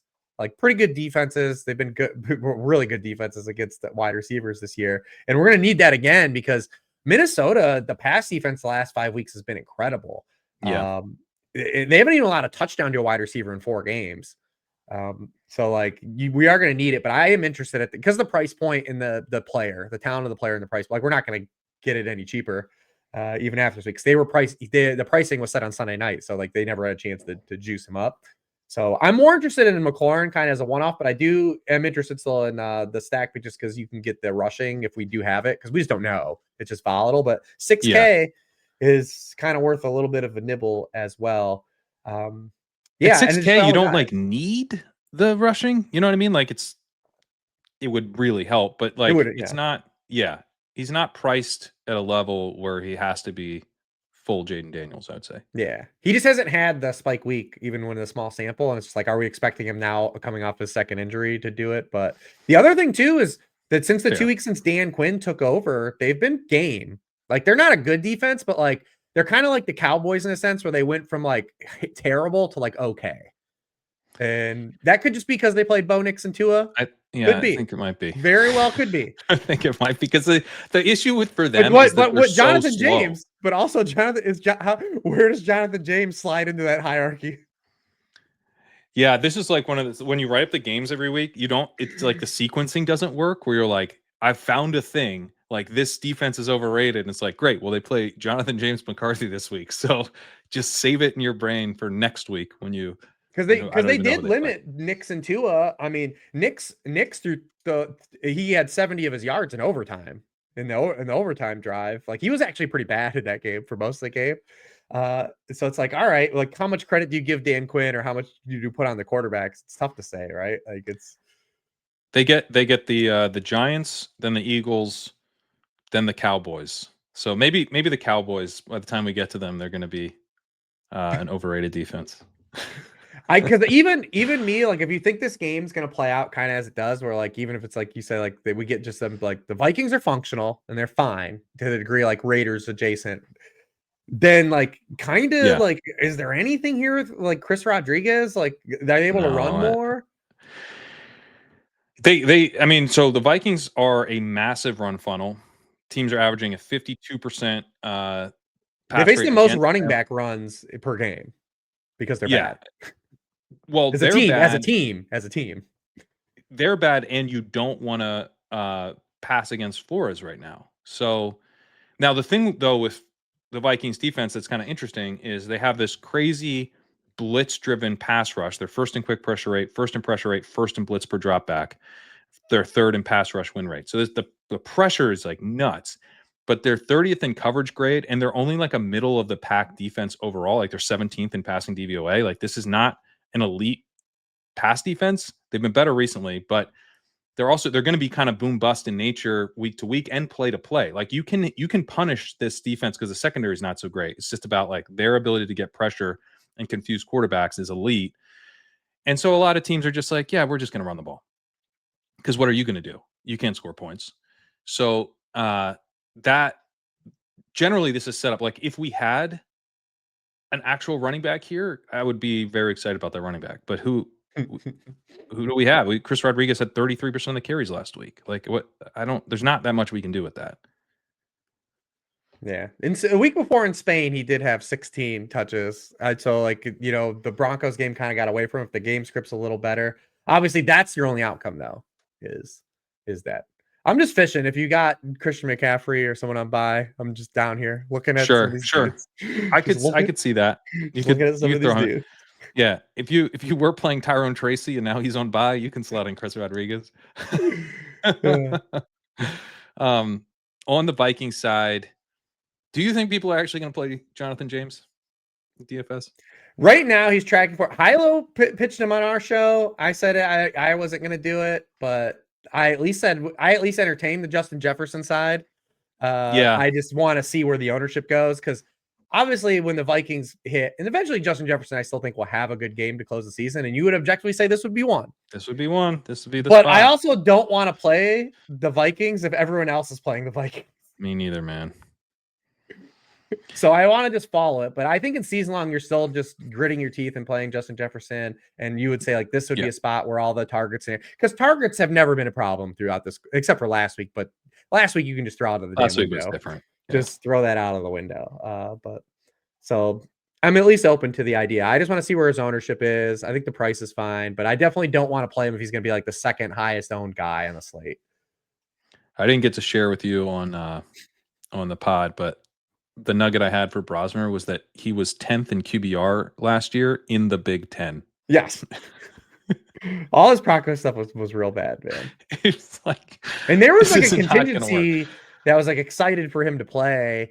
And maybe in another world, just not throwing him in Seattle was like there was a better outcome. Obviously, that's like a horrible thing to do to a UDFA. Like it's really almost immoral. God, I mean, that's a highlight. That highlight's going to live forever. When that underhand, pick-6. It reminded me of I'm a little older than you, but the Gary Premium like Super Bowl highlight where he picks up the snap and just threw it over his head, and it's just like that. Was what happened. I was like, oh boy, and it was housed, like immediately housed. Everyone in DFS that played Seahawks D got like a reward. I had him in a main event team, and like you feel so dirt. It felt so wrong. You were like, "This is so cool," but I was like, "This is everything I stand against." That's why I don't want team defenses. Like 35-point defense is the dumbest shit I ever seen. Cool. But then I'm getting them, and I'm like, "Oh, this is so good." Like it. That was one of those moments where I was like, "That it's Thanksgiving. We had family and stuff. And it's like." People don't watch football. I've got the football on. It's like everyone gather around. Like gather. There's a thing. Dude, there was a sequence. There was a sequence where the Seahawks got an interception, fumbled the interception, so Brosmer got the ball back, and then they just scored more defensive points at the turnaround. Got like sacked them the next play. It's like, dude, Jalen Naylor put his shoulder through the ball. It was a sick tackle. Brosmer had almost minus 28 EPA. Minus 28. Like that's like a damn good scoring day for another team. He just subtracted from his own team. It was wild. And it could have been worse. I mean, that Jalen Naylor thing, that helped his EPA out. He had some good luck to get to minus 27. Anyway, one of the small silver linings from last week is that Jordan Addison had a 30% targets per route run. I want to check his price on DraftKings. It's $4,900. It felt like I Well, don't we know. also I only had wasn't. what 6 Justin Jefferson targets. Yeah, yeah, true. And I was like, when I went to check Addison, I was like, I don't know why I expected to see like 3,300, but that's when I would have been excited. 49, I think I'm out. But he did get targeted a bunch, which is Yeah, something. yeah. I think for me it would be if you're doing the Jonathan James, you can't help yourself, and you're like, I'm going to do the Commanders thing, and like It's got to be with eventually, Jefferson, right? it would only be. I wouldn't double him though. Like I don't think that he's No, good enough to take 2 to the promised land. he's good enough to. I mean, like straight up, if you were going to play McCarthy at 4,700, would you do it naked? Maybe because that was kind of the like we saw like I talked about Noto did it with Cam Ward, just played him and took the bullet, and it Yeah. did he put so much around the rest of the lineup that he hit that you didn't need the stack. So Yeah, it's just like I don't know. I keep just coming back to this, and there's just like I usually keep a tighter quarterback pool, like typically 4 to 5 guys, and like I already have 6 dudes I like, and that's not even Yeah. counting making a Lawrence lineup. So like I just don't see how I get to him. So I'm just monitoring the Jefferson stuff to see how much I want to dabble and like mixing him around. But I like I'm that. definitely interested in Terry in this matchup. Like I said, some season Terry's stuff that you intriguing, got to man. chase. All the other guys that We you're saw the plugging in. Eagles passing game get going here. Like you can actually burn the Vikings with some big plays downfield. Mm-hmm. Yeah, 5,200. We're just not going to do better to take a shot. Like if he fails at that price, I'm not mad. Like, I'm just Right. like, all right, yeah, cool. Anything on the Vikings running game? Because I mean, we could see them. It would make a lot of sense for them to run the ball, and they have been running the ball a lot more. That's what I think they'll probably try to do. Yeah. Kevin O'Connell's really changed up. He's consistently been pass first like his entire career with the Vikings, but I the mean, last few weeks when you're getting shifted. this type of quarterback play, like we talked about, like Shador and stuff, like you have no choice but to kind of try to mitigate the damage. Minus 14% passer to expected against the Bears, -9 against the Packers. The last 2 times we saw McCarthy. So yeah, and Mason's looked better since he's been more of like a compliment. He's been like better. I think they'll probably go back to. I don't know if we'll see like the full Aaron Jones kind of run out as we had, just because they've tried to do that and he's gotten really banged up like 2 different times. So I just don't know. But like he's still like last week, though, still had 75% of the backfield runs, 20% target share, over 20% of targets. So I still think he's a fine floor guy. And if you get a touchdown, you're obviously excited to see what kind of upside you get. But I think they're going to try to run a lot. They're going to try to run a lot. Jones got banged up last week, which, Maybe he's an older back. So, yeah. I'll let you lead off this next one. Give me 1 second here. I don't know if you can see like this. I saw the sun's been daylight savings time is like come for me here, so I'm gonna close this blind real fast. So I'll let you lead us off here, and I'll jump right back in. Give me just 2 seconds. I'll lead off with the Jets. We're talking Jets at Dolphins at Jets. So the Jets are coming off a win. They're coming off a win where they had a 1% pass rate over expected, 4% pass rate over expected on 1st and 10. They're actually willing to pass the ball with Tyrod Taylor at quarterback. Taylor has not been good, but he's been non-disastrous. He had a 56th percentile mark in EPA per play last week, 44th percentile success rate.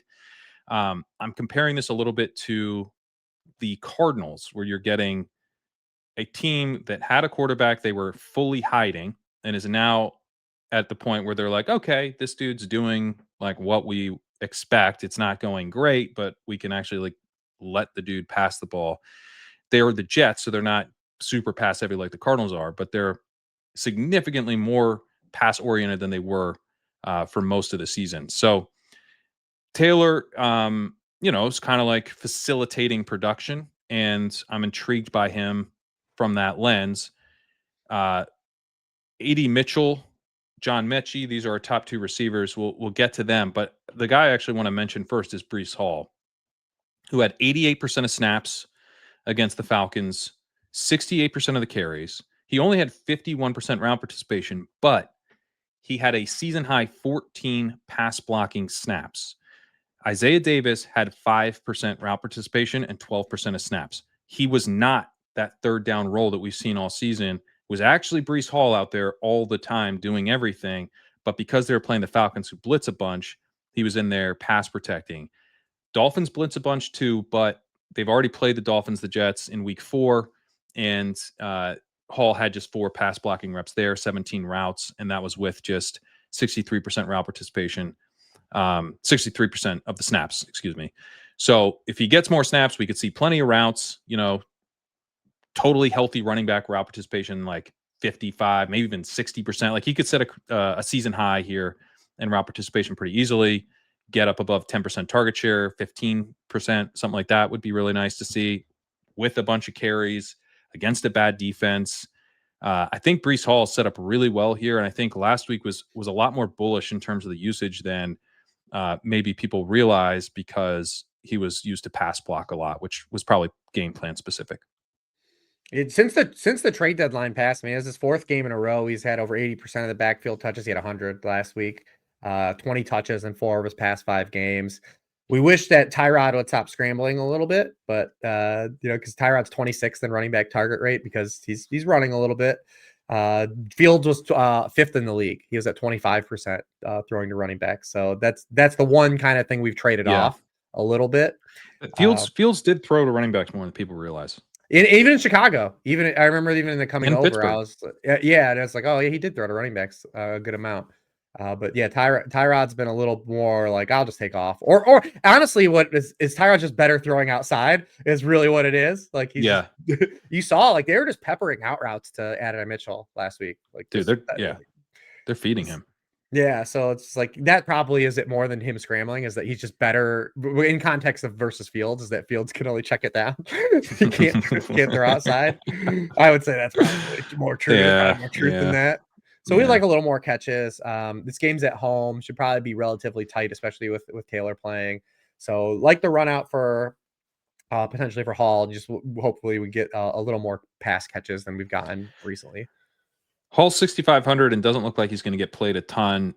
Josh Jacobs, who we'll get to, is 6,800. He's a very strong play this week. So I get that, like, maybe there's not as much enthusiasm for Hall, but honestly, like, this is as high an upside spot that we've had for Hall all year. I'm pretty excited for him, treating him as a running back 1 in the rankings, and I'll definitely play him in DFS this week.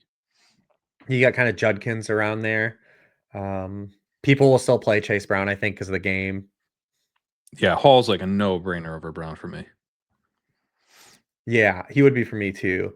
I mean, Tyrod's in play still too. I think at his price, you don't have to stack him if you don't want. You can, obviously.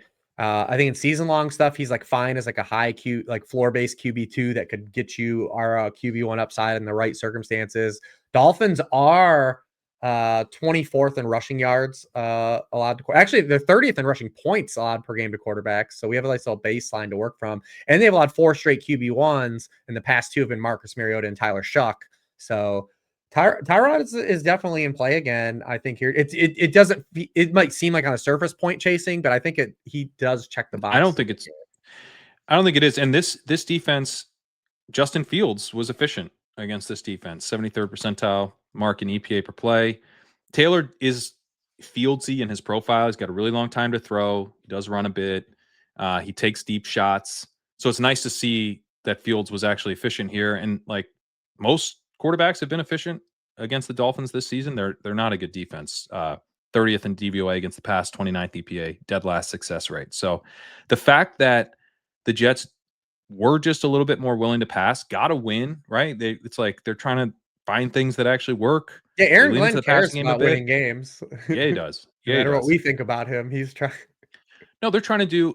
I don't think it's gonna work, frankly, but they're trying to do the year 1 Lions culture building thing, and then figure out the guys they want to move forward with, and kind of change the culture of the Jets and start winning games year 2, year 3. I don't think it's going to work because, the roster's not good enough, and I'm not sure the coaching is either. But they're trying to win games like that. I do like that, and I think they have a chance to win this game as well. I mean, at the very least, to be very competitive here. So, AD Mitchell, they are absolutely feeding him right now. 29% targets per out run against the Patriots, 24% against the Ravens, 28% last week, and against the Patriots, every single target he saw was a first read target. Against the Ravens, he had a 17% first read target rate. And then again, last week, all of his targets were first reads, 28% first read target rate. He's clearly a guy that they are calling plays with in mind.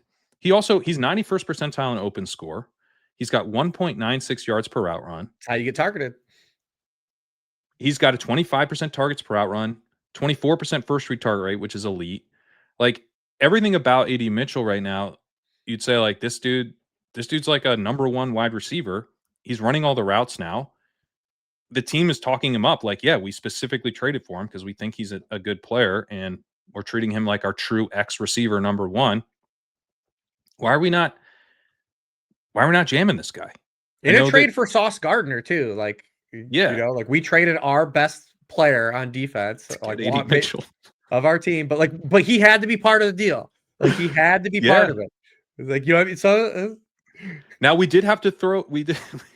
Yeah, it was the Moneyball thing. It was the Moneyball. Like it was Jonah Hill was telling, like, you got to get AD Mitchell back. Like they were hanging up the phone. Like they had the deal with why can't I lost the name of Ballard. He's talking to Ballard and he's like hang up on him. Tell him we want AD Mitchell too. That happened. I in my head this all happened. Like, hey, tell me we want AD Mitchell. I think it's smart because like they had to know that like they were willing to part with AD Mitchell, given that he lost in that game. So it was smart to get him back.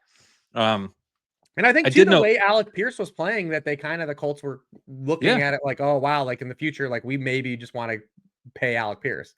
Right. The one thing I'll note with Mitchell is that his double coverage rates since joining the Jets are 14, 10, and 5%. He's not seen a ton of defensive attention. He is a deep threat. And he was double covered in week 1 when he was on the Colts. He was only out there 15% of routes, but he's double covered 40% of the time. And he'd been typically double covered at a high rate with the Colts as kind of this rotational deep threat guy. So it's possible that the Dolphins just work to take him away in a way that he hasn't had to deal with. And it's like, yeah, he's getting open, but he's not having like the most difficult defensive matchups. He's not being treated like a number one wide receiver by defenses yet. And if he does start getting treated like that, then maybe John Mechie actually gets a little bit more of the targets. And Mechie he's had target rates of 13, 23, and 20% since in a full-time role with the Jets. So he's also someone like to note where he's running all the routes now. He's at 98% last week. And I think would stand to benefit if teams decide that AD Mitchell is someone they want to focus on taking away. And he's like the full PPR guy. If you catch the zone coverage stuff, Miami does run a lot of too high too when they're not blitzing. It's funny, like we're starting to see like the shift. It was like when we went from like the Fangio defense, and now the next iteration is like we're seeing like the Brian Flores style, where it's a lot of blitzing and then too high behind it. Like, because the Todd Bowles is starting to incorporate that too. Like Anthony Weaver does a lot of this. But John Mechie, just 5 air yards per target. Like everything for him has been real shallow. So like you need him like full PPR, and you need a lot of volume from him, which you could get here. We could have a high drop back game. So he's on the board if like you need a full PPR dude, like deeper league. You're just hoping for some catches. Maybe he gets in the box. He's definitely on the board. I don't think I would chase like Tyrod doubles like people were doing this week. I think it would just be like Mitchell or I would with Hall. I'd be willing to do Taylor, Mitchell, Hall. Yeah. But I don't think I'm gonna do Mechie Mitchell, because it's almost like Mechie is like at the expense of Mitchell is the way I'm looking at him. Yeah, I think it's just hard for both guys to like pop at once. And now we had the price jump for Mitchell because he was played heavily the last 2 weeks. He's gonna get played again this week, but I think he will be. Yeah, I mean we do have him. He only went up to 46. We'll get to the Bears now because I did check. Roma Dunze was rolled out, so we also will have Luther Burden in play at 3,800. So we're gonna have some guys down in that range this week. So yeah, people will go back to him though, because he's just getting. You can't have a guy at 4,600 that's just getting targeted at that rate. And even you're like, I don't even care if he's bad. If I just tell you a guy's gonna have 30% target share at 4,600, you just put him in your lineup. You're like, all right, put him in your lineup. Like, all right. Like, yeah, he might be bad. That have any receiver, but at least you can't buy targets at that price. It's Michael Wilson, right? It's kind of like Jets Michael Wilson. Now it's not, they don't have the pass rate, and I believe in Brissett more than I believe in Taylor, and I believe in Wilson more than I believe in AD Mitchell, but But at least you got so some triple matchups, though. discount. Yeah. Yeah. Yeah, I mean it's a great passing matchup. Dolphins on their side, Tua's coming off a horrible game against the Saints that did get the win though, but he was 8th percentile in EPA per play, 3rd percentile in success rate. You have a Jets defense though that's not great, not as bad as I maybe thought they'd be, but they are dead last in passing DVOA this year, so they are pretty bad. Tyreek Hill, this is the game where he dislocated his knee, and but he was cooking this team before he got hurt. I think this sets up pretty well for Jalen Waddle, who's picked up a lot of the slack that Hill left behind. And yeah, I think as far as efficiency goes, Waddle should be good here. Waller is kind of intriguing from an efficiency standpoint. He was back in a decent role last week, 69% route participation. Again, efficient at 2.35 yards per route run. He's been at 1.73 for the year. He gets used in the red zone a bit, so could maybe bank a touchdown with him. But I do think the Dolphins are going to be run heavy here. They've pivoted hard to the run last 3 weeks, 41, 42, and 51% pass rates. So you think they're gonna pound the rock? Yeah, past 6 games, Tua has attempted more than 26 passes once. Only Seattle has a lower dropback rate than Miami over that span. Wow. And it's hurt Waddle because all the peripherals for Waddle look great, but he's only been now a wide receiver 2 or better in 2 of his past 6 games because we can talk about air yards and target share and yards per out run, but if your team's throwing 20 passes, you got to be Jackson Smith and Jigba. Like you got to be an outlier of outliers, like have it translate to fantasy. We need some, yeah. Waddle, the past 6 weeks, he's running 25.5 routes per game. Like, you know what I mean? So it's like, the efficiency stuff's all there, but like we need dropbacks. Like we need actual dropbacks. So he's a guy I was like really excited about for a few weeks. And then I started to play him and I'm like, man, I'm getting no return on this. And it's like, you go under the hood and you're like, oh yeah, there's a reason for this. Well, we're not getting return on it. That's why you're still playing him. I think in season long stuff, I'm a little less lukewarm on him than I would be from DFS just because of the price and the volume and like not expecting this to be a game where they have to throw a lot. Maybe play Waddle again when we think they're going to get pushed. Waller, I think, is fine because of the position he plays and the touchdown equity he could hold. We've seen him get end zone targets in all of his spots. The Jets also are 31st in touchdown rate allowed to tight ends. So I think Waller's fine chasing a touchdown. You could even play him in DFS. I think on like a FanDuel based site where it's like more touchdown driven. I mean, 3,800. I think he's viable on DraftKings. Yeah, he's in play. It's funny because we have like that little nesting doll of guys. Strange at 39, Waller at 38, Bannon at 37, and when you talk about Loveland will be 32. Yeah. So, who I think gets interesting too with Rome being out in the matchup. Me too. But yeah, I have no pushback against it. Like if you're like, oh, I like Waller than most of those guys, I'd be like, all right. Yeah. I don't like him the most, but I like him enough that he might hit a lineup. Yep.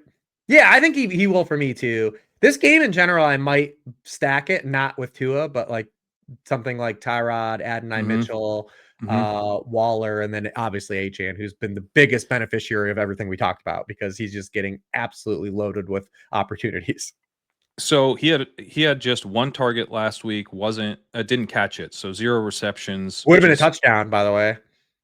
Oh, I guess I missed. Yeah, it was like they ran like an underneath, like where they did the play where he split out and he was running like the slot screen. He was gonna walk in and just I think he knew he was gonna walk in and just didn't look it in because the second he put it down, like all the linemen were in front. He was like, yeah, that's brutal.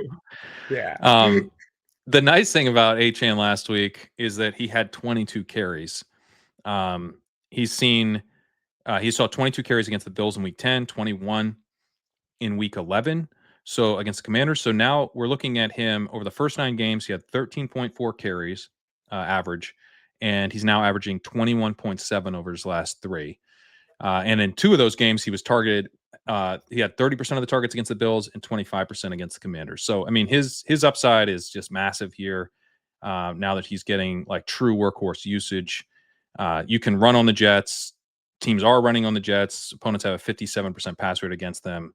As we mentioned, the Dolphins have pivoted hard to the run. Their game plan is going to be to run. Even if the Jets pass a little bit more than they have, that's honestly just good. They're not going to suck all the volume out of the game. They're not going to run away from the Dolphins. Like the Jets just don't have that kind of offense. So this is going to be a game where the Dolphins can run as much as they want to and can, win this game probably pretty handily with a very conservative game plan. So I expect Achane to see plenty of work and to be pretty damn efficient. Yeah, and Jets also had 16 touchdowns. The running backs, second most. He has 20 touches in 5 straight games. So it's like, Yeah, all these running backs, man, all year, just like they're all coming for everyone's souls that took wide receivers. Like all these guys, man, are just. You saw Gibbs on Thursday. You talk about all these guys in these good spots, man. We talk about James Cook, and it's just like, oh man. Yeah, James I'll Cook's tell you what, we didn't talk about. Like James Cook is a guy that like I actually have like. There's like you have misses in fantasy, but like you're like, all right, like you're gonna have misses. James Cook's one I'm really mad at missing because of where he was going in drafts and just not putting the 2 and 2 together when they gave him that contract of like, I know Money Man's gonna get the ball. Like why like Bill's offense, like, it was all there, dude. It was all there. Like good offense, got paid, was in like the 4th and 5th round. Like he's one like I legitimately be like, you know what, you were a dumbass. Like you were that. I was in on him the year before. You were an idiot. The year before was like him versus Kenneth Walker, and I was team Cook because it's like I'm like what if he scores the touchdown? What if he scores touchdowns? Because remember 2 years ago he couldn't score touchdowns. Allen gets all the touchdowns, and it's like, well, what if he does? Because he's on the Bills and there's gonna be a touchdown score. He leads the league in touchdowns. I wasn't jamming him, but I was like, I was in. But then this past year I wasn't that in because I'm just like he did score all the touchdowns. He still wasn't that great of a play. He still wasn't dominant. And it's like because what are they going to build the whole offense around James Cook? They have Josh Allen. That would be idiotic. Well, here we are. Yep, here we are. He's gonna have 200 yards, hopefully. Yeah. But yeah, when Achane's in that mode, like you just keep jamming, man. If you can fit him, it's hard to get to like all those because their prices they've all been so good for so long. That their prices are all high, but if you can. Yeah. No, I mean Achane's a very, very strong play. Yep, absolutely. All right, let's go to the Saints at Bucks. Let's see. Saints at Bucks. Tyler Shuck, not efficient against the Dolphins. 22nd percentile in EPA per play. Getting a lot of Tyler Shuck steam out in the community. Really? Have you not? Yeah. Oh yeah, man. It's happening. No, I'm kind of in the I'm in like a cave for the walkthrough writing, so I don't see good. This is me like oh no, like we're the son of Tyler Shuck. Seriously? He's the future of the franchise at this point. Dude, Shuck, I think pretty bad. I kind of had some hope for him. He's only been better than Cam Ward and JJ McCarthy in EPA per game. He's been, I don't know. It's early. It's too early to say for sure, but I'm actually not optimistic on Shuck. Yeah, I just think the fact that he hasn't been a disaster is why people are. But I feel like that's it's a trap door. But well, I mean, like he's been worse than Rattler, so I don't know. I don't really get it. What are your thoughts on him in this matchup? Not overly excited about him. I mean, we've been able to pick the couple spots for him. Teams that can blitz the quarterback and put pressure on the quarterback, I generally am a little more scared of him. When he's been pressured, 42% completion rate, 4.9 yards per pass attempt. Against the blitz, with or without pressure, 46.9% completion rate, 31st in the league. Obviously, we know we're going to get a lot of blitzes, zone blitzes behind it. Just on the road, just not that optimistic about the spot in general.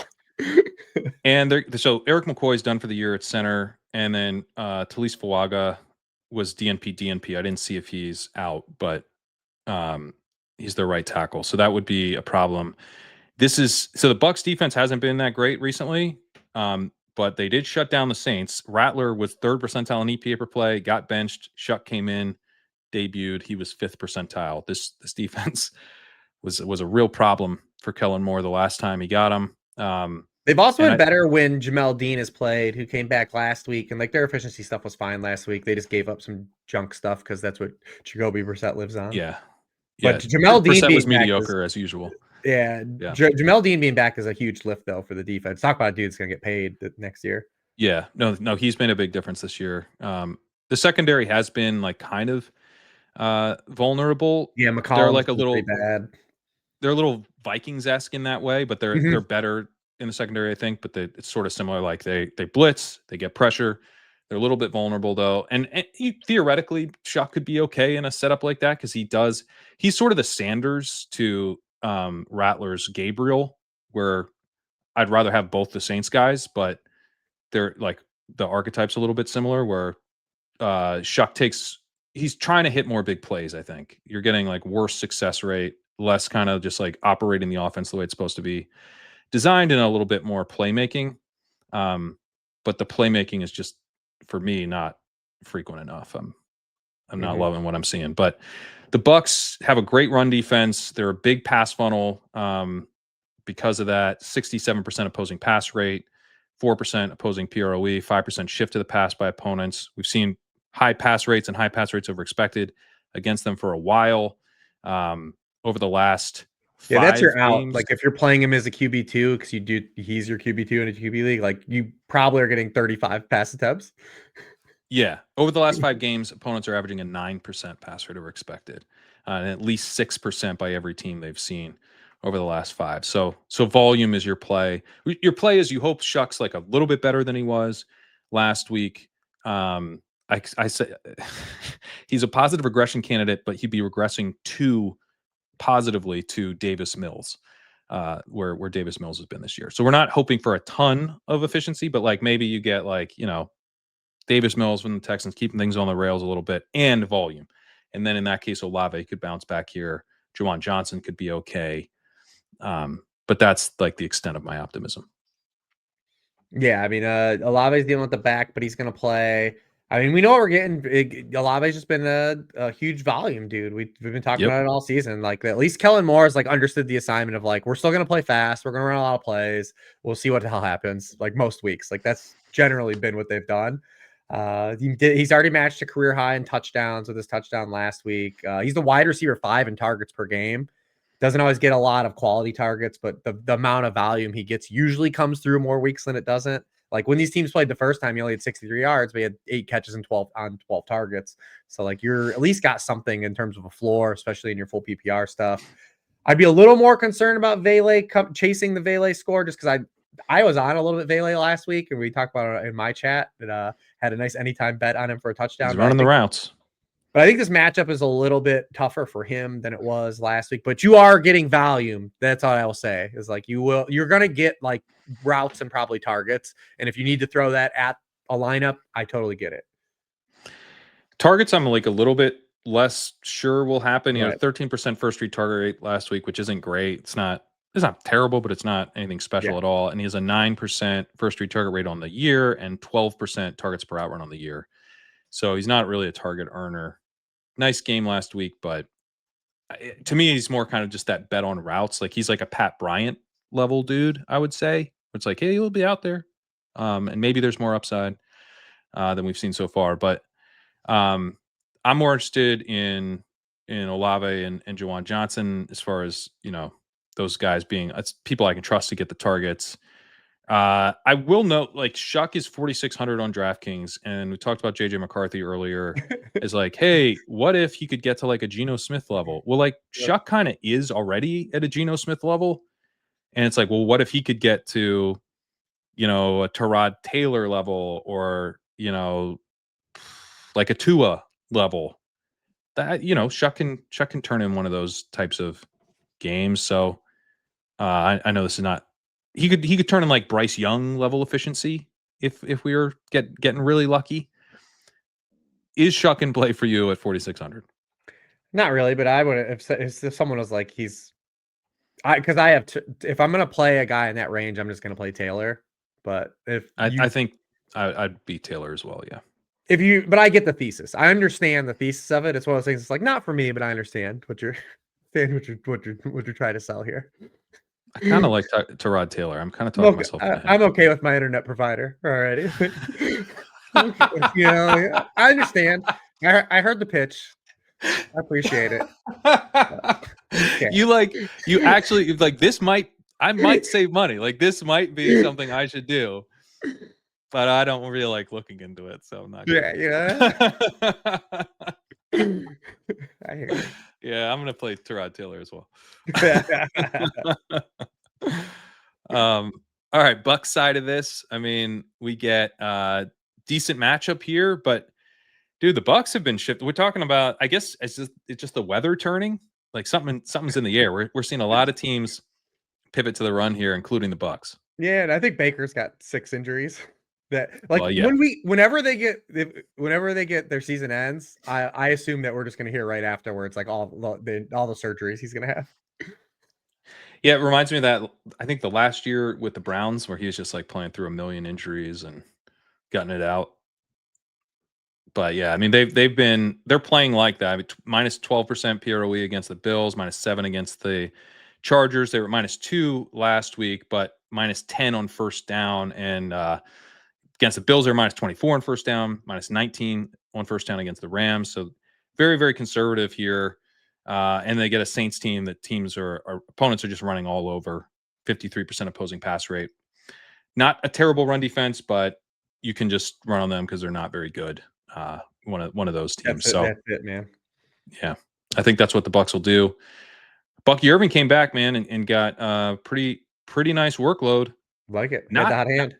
Not efficient this year as a runner. Just a 30% success rate, which is really, really bad. Still better than Shedeur Sanders, but just terrible. Running back 68. I love it. Every running back run that's better than a Shedeur Sanders pass. It's so ridiculous. But he 2.05 yards per route run, which I think tells you he still has some juice, even though he hasn't really been delivering so far as a runner. Be really nice if Tristan Wirfs plays in this game. He's questionable. That's like a meaningful offensive line thing to keep an eye on. But yeah, I think Evans is out for this game. Godwin was back to pretty close to his normal role last week and was actually efficient. Yeah, looks so better. Generally things are, moving in the right direction. But I think given the Baker injuries and his level of play, which has dropped off significantly since the first half of the season, they probably just pound the rock. Yeah, my one, because I was like towing the line of like, are we overlooking Baker this week a little bit? And if like we flip the cards over on Monday and you tell me Baker was like the QB 8 or something, I'd be like, yeah, probably. But it's just hard to get there. But it's the one pro I'll say for Baker outside of the injury stuff is that like their team is getting healthier, and maybe that is like like give them a boost this like the final quarter of the season. Because they got Luke Goedeke back, you got Bucky Irving back. You hope Wirfs plays. They're gonna get Evans back.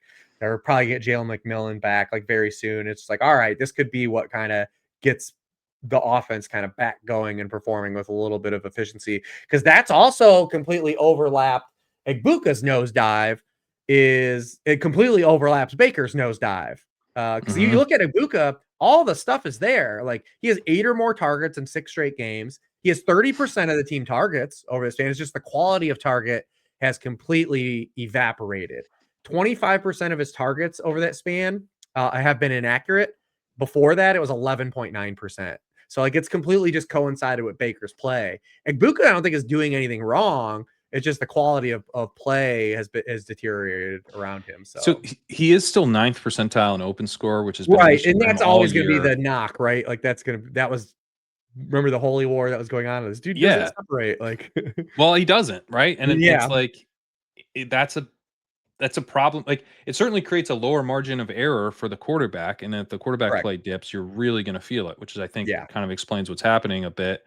The other thing is that he's been so much better against zone than man. 0.96 against man yards per out run, 2.29 yards per out run against zone.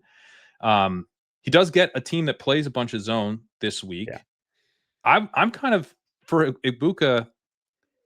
It's like one of these things where he's better if Evans doesn't play because he's probably just going to get the targets. But I think if you want to get excited about Egbuka as a player again, you're better off having Evans on the field because you kind of have him as that number 2. He's getting a little less defensive attention. He's kind of like the zone beater, kind of number 2 option in the like number 2 most important player, but maybe number 1 target still, if that makes sense. And now we got Godwin coming up too, so it's gonna be like this might be the last 30% target game we get the chase from him. Well, Godwin to me is a little bit more like Spider-Man meme with Ibuka. Like they're kind of the same. So I Yeah. don't love the Goddard reemergence. I think Evans can help draw coverage and help Ibuka. But yeah, he'll have plenty of targets this week against a zone heavy team. So, I have him as like a high-end wide receiver 2 type of dude. Yeah, I have him as like a mid-rangey guy. Yeah. Just like you hope the volume sticks. I basically have him as like a volume-based wide receiver. You're like, I hope this works out, but he's gonna I get have him just ahead of probably 8 Olave, targets. which Yeah, they're probably like the gonna get same 8 thing. targets. Yeah. Yeah. Hope this works out. But Yeah. I wish too that both DFS sites were more aggressive pricing guys down as they were pricing guys up. It's like I know. these guys spike, and then when you have like 5 straight weeks, you're like, you go to flip the cards, you're like, well, how much is this dude? And you're like, oh my gosh, he's still hitting the sixes. Like this guy should be 5.5. Like, come on, man. Like but they don't. You don't get any freebies. No. That's why, DraftKings, the pricing gets so tight by the end of the year because then no one comes down. falls. Everyone goes up, but it falls like this, but they go up, like they shoot up and they slowly come down. All right, Steelers at Ravens. We are going to get Lamar Jackson, it looks like. Yeah. But are we going to get some Lamar version. Jackson?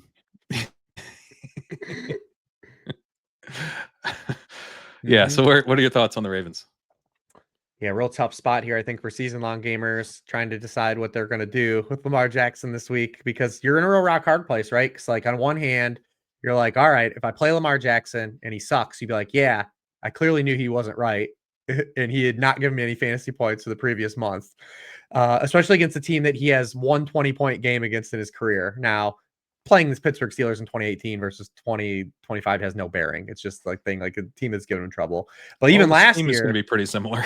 Yeah, that's true. But even last year, even the MVP seasons, like he was 9.9 points, 14.9 points, then 20.5 points against Pittsburgh. So like, you even ask yourself, what kind of ceiling do you have? But then the other thing is, if you bench Lamar Jackson, then he has like a Lamar Jackson game. You're like, well, shit, I benched Lamar Jackson for Tyrod Taylor or whatever, Jacoby Brissett or whatever, dude. And you feel like an idiot. So you feel like an idiot either way, like no matter what outcome here. Right. Yeah, you're gonna feel dumb. Just settle in. It's a real bummer, man. So like I have a couple teams with Lamar Jackson that like I admit like I am benching him, but like for specific guys, and I think it depends too, like what you're chasing for your roster. Like we talk about it, like I'm playing Trevor Lawrence in a league over Lamar Jackson. Yeah. Let me see where I have it ranked. See, I still have Lamar Jackson. Yeah, I'm gonna lower him more. Like Jordan Love is pretty easy to play over him, right? Yep. I have Jordan Love over him too. Bo Nix?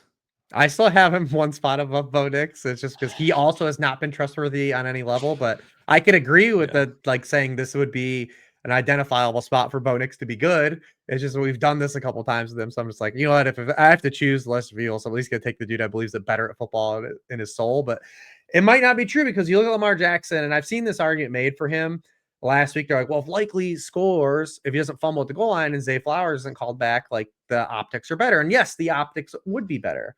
But he also is just missing too many throws that you see. Like that second drive of the game, he had like a 3rd and 8 out route, and he just throws into the crowd, basically. He had the highest inaccurate throw rate in week 13. You're like, oh, that's one game, right? Well, he had the highest inaccurate throw rate in week 12. All right, well, that's 2 games, right? Go back to week 11, he had the second highest inaccurate throw rate. Only Jared Goff, that Eagles game, that was like the crazy Sunday night game, was worse. Over the past 5 seasons, 3 of his 5 highest inaccurate throw rates now have come the past 3 weeks. Like, this guy clearly isn't right. And then the other thing too, that's kind of a weird thing last week, dude, he had a 45% pressure rate last week against the Bengals.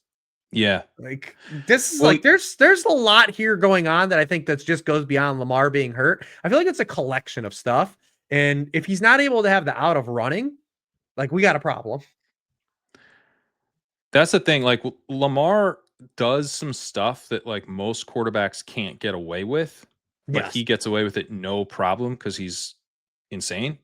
But you do like the fact that he does have a really long time to throw. It's like if he's not actually running, then that becomes a bit of a problem. And he has a 3.09 time to throw, which is quite long. He allows pressure at a high rate. He has a 24% pressure to sack rate this year, so it's kind of like he's just not doing the Lamar magic, and his play style does create a low floor if he's not, just a different dude out there, which he hasn't been recently. So it does, yeah, it's worrisome the way he's playing. And then the other part of this is that you can easily run on the Steelers. Um, you don't have to run on the Steelers, but we just saw the Bills, as I talked about at the top, 38% pass rate, minus 17% pass rate of expected, pounded the rock, and shut down Aaron Rodgers. And I think that's probably how the Ravens are going to play things this week. Try to replicate that. Steelers are 28th in EPA allowed per rush, 24th in success rate. They're 15th in DVOA. So they're not like a horrible run defense, but again, you can move the ball on the ground.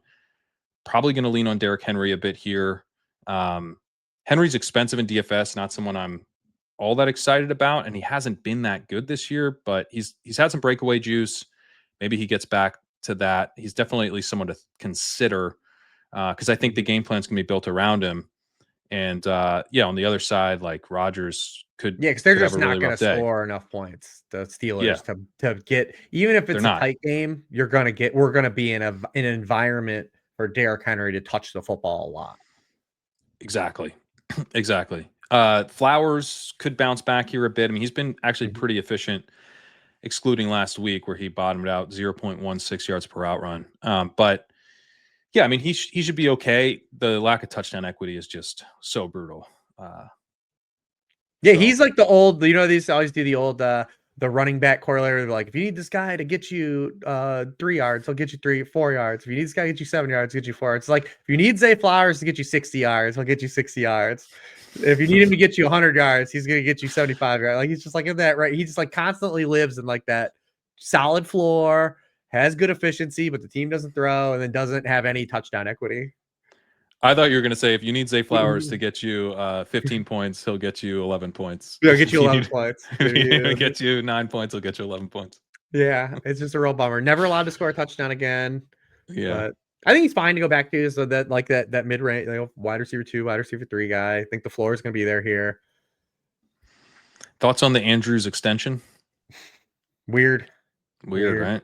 Yeah, real weird. Especially like his age, his performance. They're also not using him except for when they get to the red zone. They only use him when him and Zay Flowers flip. We've done that. We've talked about it on the show, like the target rates in the red zone and outside the red zone for each guy. It was just the timing was weird. Yeah. In beer pong where you have like a celebrity shot, someone calls celebrity and they come in. Do you think like Jerry did like a celebrity extension here? Jerry Jones was like celebrity. Signs Andrews like this strikes me as someone who wasn't paying attention. Like, this is like a reputational 3-year extension. It's bizarre to me. Like everything about it was weird. Just everything. Even the timing, like Likely had a good game last week. Yeah, it was literally the other tight end had a better game and is younger and was reportedly about to get an extension before he got hurt. So why not sign him? Yeah, just really odd timing. But you can score touchdowns as a tight end. You can score touchdowns. Yeah. So, that's where we are. I mean, it's pretty clean, like I said, though. So what is your actual cutoff of Lamar? Are you just grinning? Are you just saying whatever, I'm going down with the ship? Or I think I'm going down with the ship. I don't think anyone's playing him in DFS. So. No. I think like if you're telling me I have to play like Brissett or Lawrence or even like Baker, I think I'm just playing Lamar, man. Like I that could be dumb, but like I said, it's a no-win. I'm not even saying I'm right. It's just like I feel like no matter what decision you feel like you're gonna feel wrong in each decision you make.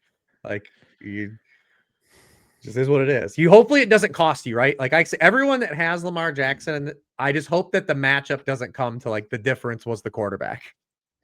Yeah, I mean, someone like Stafford, obviously, like you're jamming. Oh yeah, easy. Like there's plenty of guys who you normally wouldn't play ahead of like Jordan Love or whatever. Like but I don't know. Maybe I'll come down on him the more I think about it. I mean, the fact that he's clearly like not healthy this week, so the bounce back idea. And dude, like you look at I'll share this because I was going to describe it, and the Okay. visual is what I need. But his performance against the Bengals is just shocking. Like Yeah. every quarterback has gotten there against the Bengals. Flacco here is week 1, 38th percentile. Lawrence was 51st, and then everybody else, we're talking about 60th or better. Like Rodgers was 60th percentile against this Bengals defense, and then 84th the first time he got them. And then Lamar just cratered 16% EPA per play, 16th percentile EPA per play. This defense hasn't stopped anybody. So yeah, it's really concerning. I might need to lower him even more than I'm thinking. And like I said, some of the turnovers were kind of like fluky. You had the tuck rule happen. You had the tip ball, which would have been a touchdown to Andrews, but like the missed throws and like the freebie, the stuff that you expect like a baseline quarterback to make, he wasn't making. And it's been that's been a 3-week problem for him. Like it's been a big red flag that the last 2 weeks Jets Bengals, like this stuff is still a problem. And I do this to rookie quarterbacks, where it's like, hey man, you gotta take advantage of these if you're trying to show us you got something. And Yes. maybe an injured player, I should be doing the same, where it's like, hey, show me you're healthy. You're And clearly I don't not want to healthy. throw the baby out with the bathwater. If we're allowed to say that phrase, which I don't know where that originated from or what happened with that, but I always picture like an 1800s kind of yeah, someone wearing an dump it outfit out. like you Yeah. have on, and they're emptying the bathwater out Dump of the out that window. bathwater. Wait. Take the baby out. Take the baby out. Yeah, yeah. Because Lamar for his career, like this is still like a very small blip over a career that's been really good. But like Yeah. we're in the eye of the storm right now. And it's just like, how do we get out? Right. So I also don't want to I say don't like want to I'm get full I don't want to get on. carried away, but Yeah, I don't want to say full on like this dude's trash or anything because like I don't want to. he's Like, hurt. this He's is a hurt. decorated player. He's injured, but like Yeah. also like shit, man. I gotta win some. I gotta score some fantasy points. Like I need these, man. These fantasy points. Yeah, I hear you, man. I hear you. And like the problem is like he's scoring like no fantasy points. Like it'd be cool if like he was underperforming, but you were getting like 14 points. It's the this is fact the that guy you're with the getting. floor. This is like Lamar. This is the Yes. floor play at quarterback. The Konami code was And written off ceiling. this. It was literally predicated on like, hey, he's just gonna run around enough that you'll be all right. Right. But he's not. Yeah. It's brutal. It's brutal. Speaking of brutal, Aaron Rodgers, just 2 of the last 3 weeks has been awful. I noted, so like you look at the Steelers' pressure rate, best team in the league at preventing pressure, best team in the league at preventing quick pressure. I'm not sure that that's as good as it seems like it It's is, not. because it's largely driven by Aaron Rodgers getting the ball out extremely quickly, his 2.65 second time to throw, and he has a really, really fast time to throw from a clean pocket. He's 2.25 seconds from a clean pocket. Only Tua, Spencer Rattler, Carson Wentz have been faster. Dude is not trying to get hit right now at all. He's 42 years old. He's playing through a broken wrist. I get it. Not trying to be too harsh here, but it is what it is. He's getting the ball out But as once fast as you he touch can. him in a game, he looks done. Like the second he It's gets over. like he's like, I don't like this. Yeah, I guess I thought we were playing touch. Like, dude, he's like the second he gets hit, and I love when the camera goes to him. He looks he was mad when his offensive lineman knocked him down after throwing a touchdown earlier in the year. He doesn't want to be touched. Like that game when that second half opened with that strip sack, he was done. The rest of that game was over. He was in full Murtaugh mode. He was like, get me out of here. Yeah, man. His beard got three shades whiter. Like at that point, like it was like, I'm out. I'm done with this game. Yeah, it's like he gets in a funk. Like he can't. It's over. I mean, DK Metcalf last 2 weeks has had average depth of targets 6.0 and 5.0. This is like the prototypical deep threat. right? Like it's like a fault. Like that's like the only thing He's like he Debo really does. Samuel now. They're like trying to use Debo Metcalf. Like, what are we doing? Is that what the D is for? Decalen. Yeah, Decalen. His government is Decalen. We might have to just go back to his government too. Yeah, we might. I mean, it's not his fault, so I don't think No. we No, should. it's But not. yeah, it's not working. It's not an offense that really like the thing that's concerning to me too is you look at, okay, he was just awful against the Bills and the Chargers. So surely that was because he's getting pressured at a high rate, and he's just not interested in getting hit. But he wasn't. He had there's a 24% pressure rate by the Bills last week, which is the fourth lowest of the week. The Chargers were at 29%, but that's below the league average, which is 36%. So he wasn't seeing a ton of pressure. The Chargers were generating quick pressure at a little bit above the league average. They were at 25%. League average is 22%. But the Bills had a quick pressure rate last week of just 12%. So it's not like he's getting pressured. He's just preventing pressure from happening in the first place by getting the ball out immediately. So I don't know what you do with that. Like, well, what you do with it is you don't play any of the pieces of the passing offense, I would say. The only guy that I at least want to note, it's semi-interesting, is Darnell Washington had 80% route participation last week. Darnell Washington leads the tight ends with 1.75 yards per route run. Fryermuth's at 1.49 and is barely playing now. John's at 0.79. Darnell Washington has a 20% targets per route run, which is 81st percentile at tight end, also leads the Steelers tight ends. And he's a weapon in the run game. And I think that what the Steelers are going to try to do is establish the run as the Ravens try to establish the run against them. So it's going to be kind of one of these classic AFC North bowls between the Ravens and the Steelers here. But that means plenty of playing time for Darnell Washington. So this is like more of a tight end premium take, I would say, but like a legitimate tight end premium take where Washington, I think, will probably be out there, at least 65, maybe 75% of the routes. And he's kind of looked okay. I mean, he's had some cool plays. I mean, he looks awesome. I don't know how they don't give this dude the ball at least once a quarter, like in space. Yeah. How does anyone tackle him? I can't believe he's been tackled. 300 pounds. It's wild. He's a super athlete. Last week, even he had their best play on offense, like bounced off a couple dudes. It's like, man, like I'm calling at least one like tight end screen or something. I'm trying to get this dude the ball once a quarter, maybe every possession, once a quarter.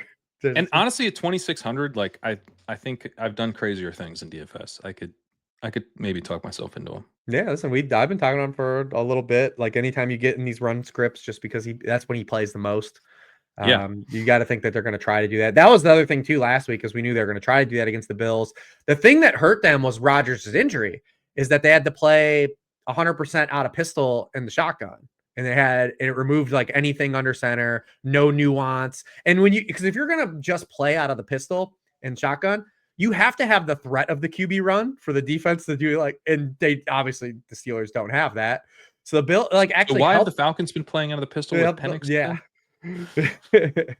Yeah, they think he's gonna run, but it's like, the Falcons are like the one team that kind of get away with it. I guess just Bijan's that good, but like the Bills didn't respect. Like, all right, dude, we know what you're doing. No, the Falcons weren't really getting away with it. It was terrible. They really weren't either. Yeah, but that's a killer. They said that he might play more under center this week, but that's something also to watch for the Monday night game with Herbert. If he plays with the hand, is just how much he plays under center and not. But I mean, I got nothing for the Steelers. Maybe just play Rudolph at this point, to be honest. But I got nothing for you on the Steelers. You're probably playing Jaylen Warren because you have to. I think you're playing him. If you got him and you've been playing him, you're playing him. I think things are moving like a little bit in the right direction. You have 15% target share last week. 50%. The problem is it's the offense now. Like we have just no faith in the offense. I have no faith in the offense. I don't have much faith in the Ravens' ability to push them off of a run-heavy script, though. So I think we get rushing volume. Yeah. And the one thing I will say, too, is I saw this take floating around a little bit on Thanksgiving night, is that people were saying the Ravens were fraudulent because of their schedule, and the Bengals were that exposed them. And I had a completely different takeaway because I watched the Bengals run 80 offensive plays and still be under 5 yards per play. They still had Burrow fewer 6 pass attempts, and they still were completely stonewalling the Bengals from scoring touchdowns until the dam finally broke. I felt like the Ravens defense kept them in that game as long as they possibly could through all the turnovers and everything. And it's just I didn't have that takeaway. I don't think the Ravens defense is good. I don't think they're terrible. I think the idea that they're good, if you're pitching me that they're good now, I'm telling you, hey, they've played Caleb Williams, who I still don't think is that great, Tua Tagovailoa, JJ McCarthy, Dylan Gabriel, and Shador Sanders in the same game. Right. Tyrod Taylor, and then Joe Burrow was efficient against them in his first game back from a toe injury where he's probably not 100%. So and Stafford, you cut it off at Stafford though too. Well, Stafford, and they limited Stafford a bit, so that's true. And Caleb, if you're a believer in Caleb, was not both just from a team environment stance. The Rams and Bears were significantly worse in scoring points than they had been against everyone else. Yeah, fair. And I don't think that they're great. I just don't think that the takeaway was they're fraudulent. It's dude, they did everything they could to try to keep them in that game. I think the Ravens are decent in coverage and don't have a pass rush. Yes. 100%. Their pass rush is just nothing. Yeah. So they're an okay defense, but they're certainly the conclusion I came to is that next week I will be using the Steelers to say the Ravens are fraudulent. Okay. I'm not gonna, you know Fair what I mean? Enough. They're not so fraudulent that but the Steelers will help reinforce my case when I make a positive case for someone else playing the Ravens. I love it. Yeah, who is it? Oh, it's Bengals again. They go Bengals. Okay. All right. So yeah. God, we got to do Lamar against the Bengals. He better be good this week. Shit. God damn it. I don't know. Do you want him to be good? I don't think you want him to be good. I think you want him to be bad so that you can either be contrarian and everyone's off of him, and you're like, no, dude, I'm betting on the Bengals. But if he has another single-digit point game, how could you possibly play? But that's what you want, because then no one's playing. You're right. So you're right. Then you can tout him and either look like an idiot then or the a genius. The field's too good at that. They're pimping Justin Jefferson again. They said the field's too good. This is we can't galaxy brain that. We can't galaxy brain the Sims. Well, the projections have to change if he puts up single digits again. If we're still projecting him really well against the Bengals, which I fell for. God, it's what a crazy thing, man. But yep, yeah. At Bengals next week. All right, let's go to the Broncos and Raiders. Bo Nix, we're not starting above Lamar. No, I can totally get the people that want to. It's just that I think I'm still at that. I'm still a Lamar over Bo Nix. I am too, in part because Nix was awful against the Raiders. So, I've seen him be bad in this matchup. Nix has a very poor success rate. I'll pull this up. Here's Nix. So behind him is Russell Wilson, Davis Mills, Cam Ward, JJ McCarthy, Gabriel. I didn't include Shador on the chart, but he's way off of it because this ends at 33% and he's at 27%. I just love how it would have ended 3 different times. It would have ended before you got the Cam Ward. Then it would have ended before you got JJ McCarthy. It would have ended Gabriel, and then you'd had Shador if it went even further out. Let me find the Shador one. Now I want to show because I did include in the in the Browns section. In the Browns game, I've got the Shador one. It's like different solar systems. Here it is. it really is. So here's the Shador one. Brosmer. I love it. Brosmer's out there. So here's Nix. Nix looks good now. This is Bo Nix looks good. Fire him now, up. Brosmer is he has some, because this is EPA per game. I guess he played in another game because he would did pop up. He did play at the end of one of the games. Yeah, so that saves the Bengals game. Okay, but he would be with just one game, he would be stretching the chart to the downside here. But I love it.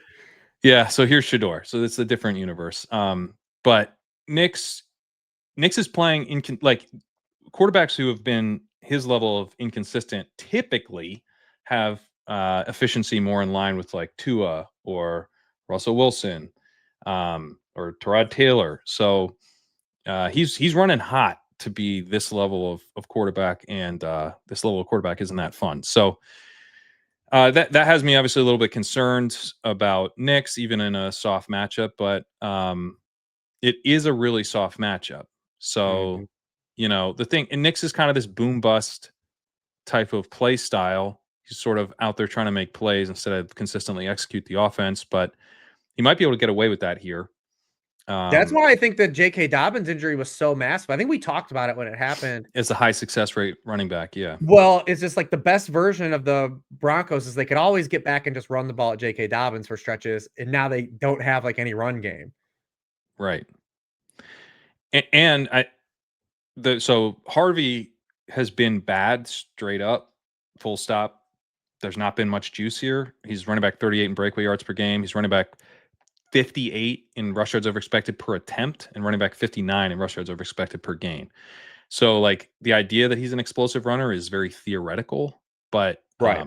I think that's what you would hope that he would become that. But he's running back 62 in success rate, 34%. So you can't lean on the run game the way you could with Dobbins, who was consistent, and you also have an inconsistent quarterback. So it's making for Yes. a tough offense, like just a low success rate offense. They're 29th in dropback success rate this year, and so consistently moving the ball is a problem for the Broncos on offense. But they should be able to hit the Raiders for a decent amount of big plays. Although what I will say about the Raiders is they're not a good defense, but they're 17th in preventing explosive pass plays.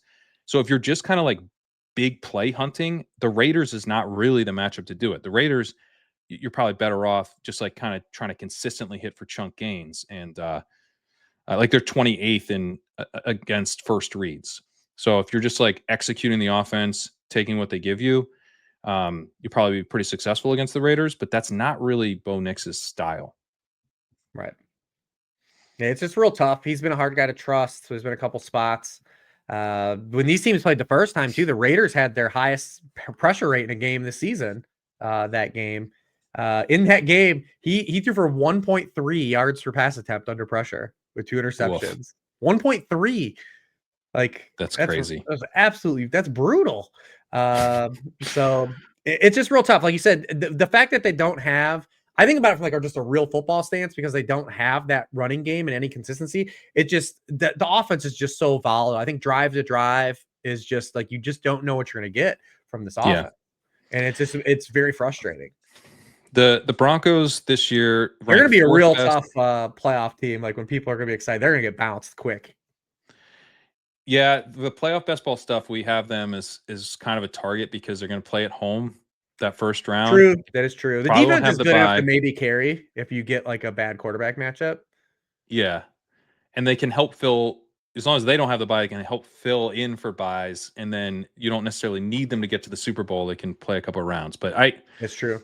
in my heart of hearts, I agree with you. Unless like, dude, this team, talk about fraudulent. They have such a good, like, they have a good offensive line, and I think they're coached well as well. And they're 4th best in preventing quick pressure, 3rd best in preventing pressure. They rank 4th in pass block win rate. They lead PFF's pass blocking grades. But then you look at Knicks under pressure, or the team under pressure, on pressure dropbacks, they're the 24th most efficient team. So it is like he's lucky, man. He's lucky to be in this situation and have this kind of protection, because Correct. like he's a very inconsistent quarterback behind one of the very best pass protection units in the league. And still not delivering consistency. And when he does get pressured, it gets pretty sloppy pretty quickly. So I don't know. But at the same time, like Max Crosby's awesome, but this is not a great pass rush overall. So the Broncos probably, like, they should be able to do their thing. I think when you look at this game, the defense for the Broncos is probably going to carry the day. And the Broncos offense probably won't have to do a ton. So there's not just a lot of fantasy goodness here, especially because Pat Bryant ran more routes last week, limiting Troy Franklin to 67% route participation. Bryant was at 77%. That was out of the bye. So kind of a rookie bump there. But Franklin has the highest targets per route run on the team. So it's kind of removing the wrong guy. This is the most reliable fantasy option we have here. And he's not reliable if he's not running the routes. So that leaves Cortland Sutton as the number one, but Sutton has had over his last four 0.86, 0.83, 1.51, and 1.55 yards per out run. So just not really drawing targets at a high rate. 17, 14, 15, and 15% targets per out run. So it's like, hey, you'll be out there running the routes, but just not a lot. Not a lot here. Marvin Mims still involved, 42% route participation last week, but not getting targeted and just kind of hurting everybody else. Evan Ingram had a good game last week. I guess you could say he's kind of a tight end 2 for season long stuff. That's something. Yeah. Where you at, RB? Scared, just terrified. I mean, I get it. Like he's a favorite. The matchup's not like overly like daunting. You're probably just plugging him in, but I mean, these are all the concerns I had with him as prospect. I mean, these running backs that come from these Gus Malzahn systems, like they just aren't pressed to do a lot of NFL things. And now that he's doing NFL things, like you're seeing, it's a problem for him. I mean, he's not even playing a lot. I mean, his all of his playing time actually dropped out of the bye from the game before the bye. Went from 60% of snaps to 47%. He went from 46% of the dropbacks to 29%. He had 57% of the backfield touches. That was RB 25 in the week. He scored 2 touchdowns. That was the good thing. Yep. But I think you would say like Denver's kind of like they're in bed here. Like they kind of have to have this work out.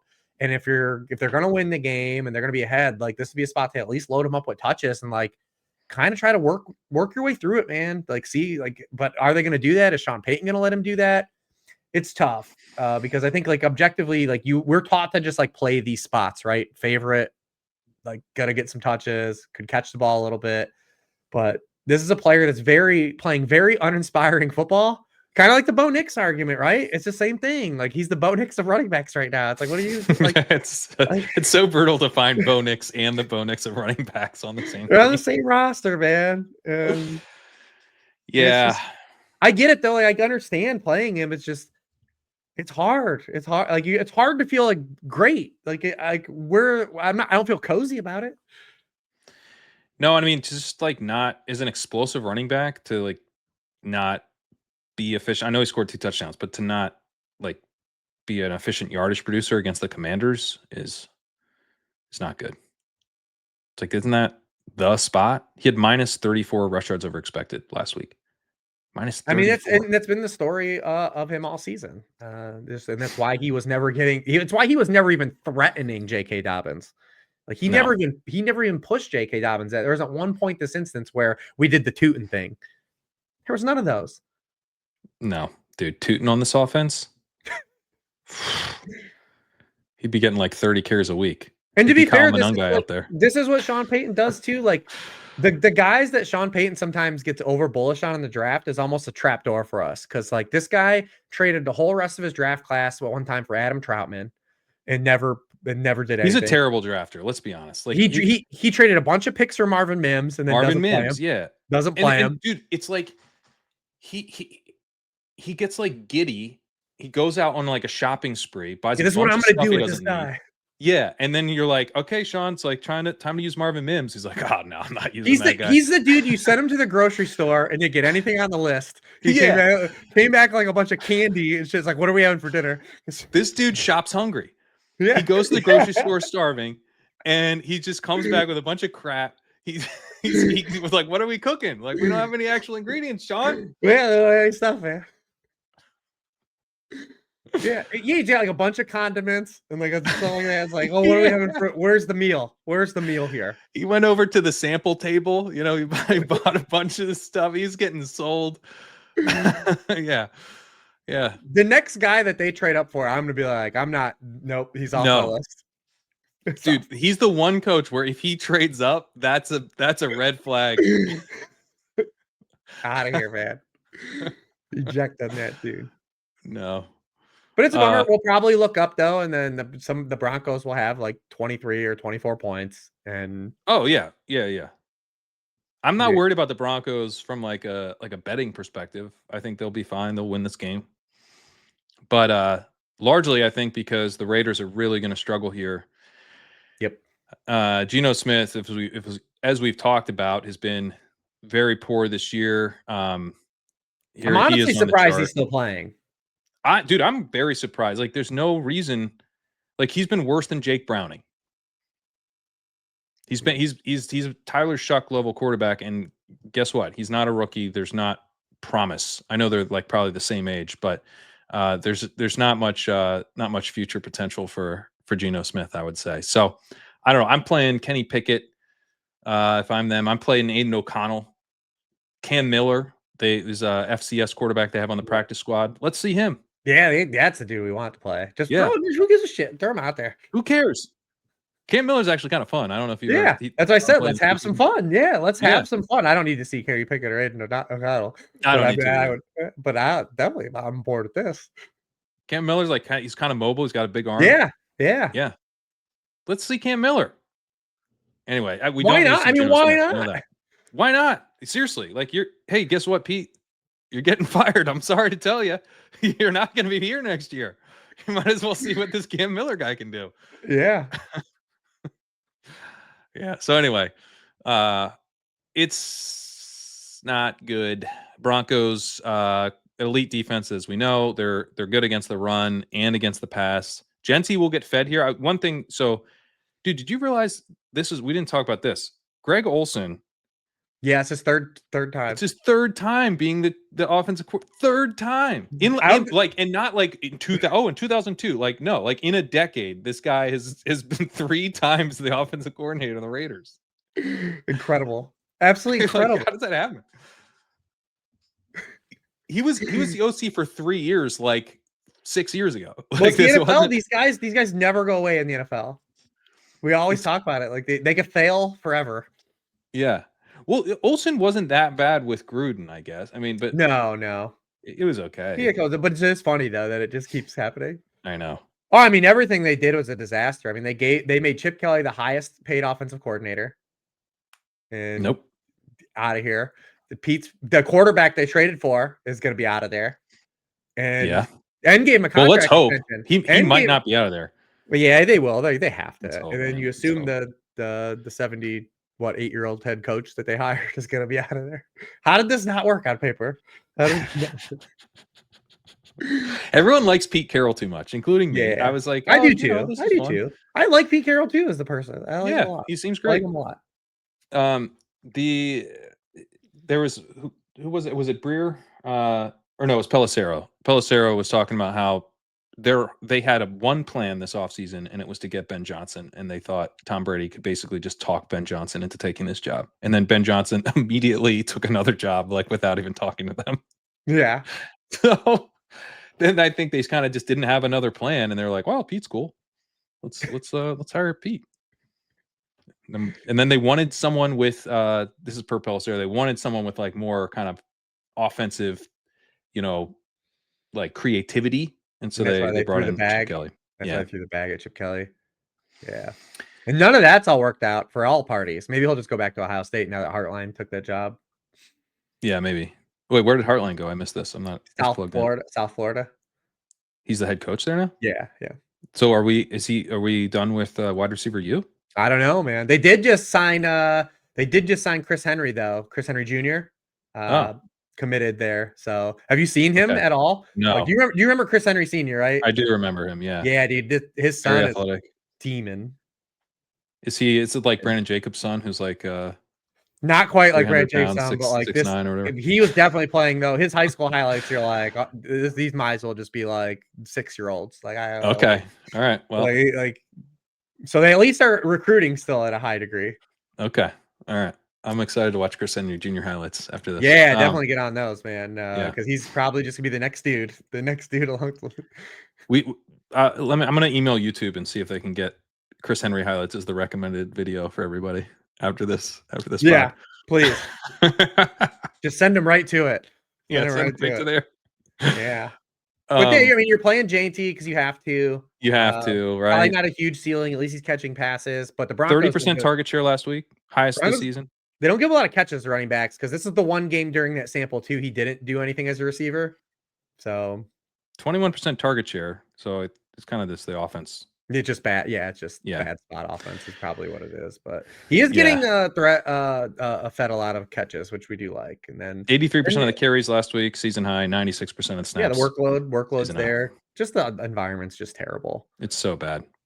Bowers. And then you're playing Bowers, and he kind of would have had. He has some appeal to me in DFS, but I don't know if he's gonna make it because we've just been talking about all these tight ends. I don't know that I'm playing him in DFS. I've got plenty of best ball Is teams Mayer with out this Bowers this week? spike week. I think he might be. I think he was So- DNP. So Mayer being out was actually pretty cool for him because it's something I talk about all the time. Is just like I've hated the way they've used Bauer since the bye. So he He was in played. line way more last week. Yeah, because and the only other game that he had a higher rate was week 3 when Mayer missed.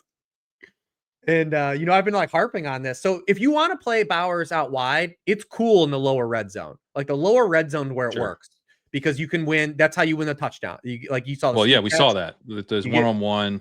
Yep, you can do it in the catch. lower red zone, but you don't want to make it easy to defend Bowers outside of the red zone. And they had been Well, playing it's him. fine. Like the Broncos don't have any good corners, right? Nope, no in corners. But like, yeah. So Yeah. him playing in line is more, I think, advantageous for him, especially in this match. But it gives some hope. Hey, listen, Denver. The last 2 weeks, Denver's given up some big games and some dust balls. And I guess apologies to the Travis Kelce's not warranted to be called dust ball, I guess, but he's old. Zach Ertz last week, 10 for 106, and the week before that, Kelce had 9 for 91 and a touchdown. I think if Ertz is a dust ball, Kelce is too. It just age. You know, Well, it falls maybe. drop off. It's tough because Kelce's still like better than most tight ends, but he's so much worse than he used to be. Than he used to be. Fair. Yeah. But so Bowers, the last time he played the Broncos, he was out wide at the same rate that he was in line. 22% of his snaps in line, 22% out wide. Hate it. Last week, 41% of his snaps in line.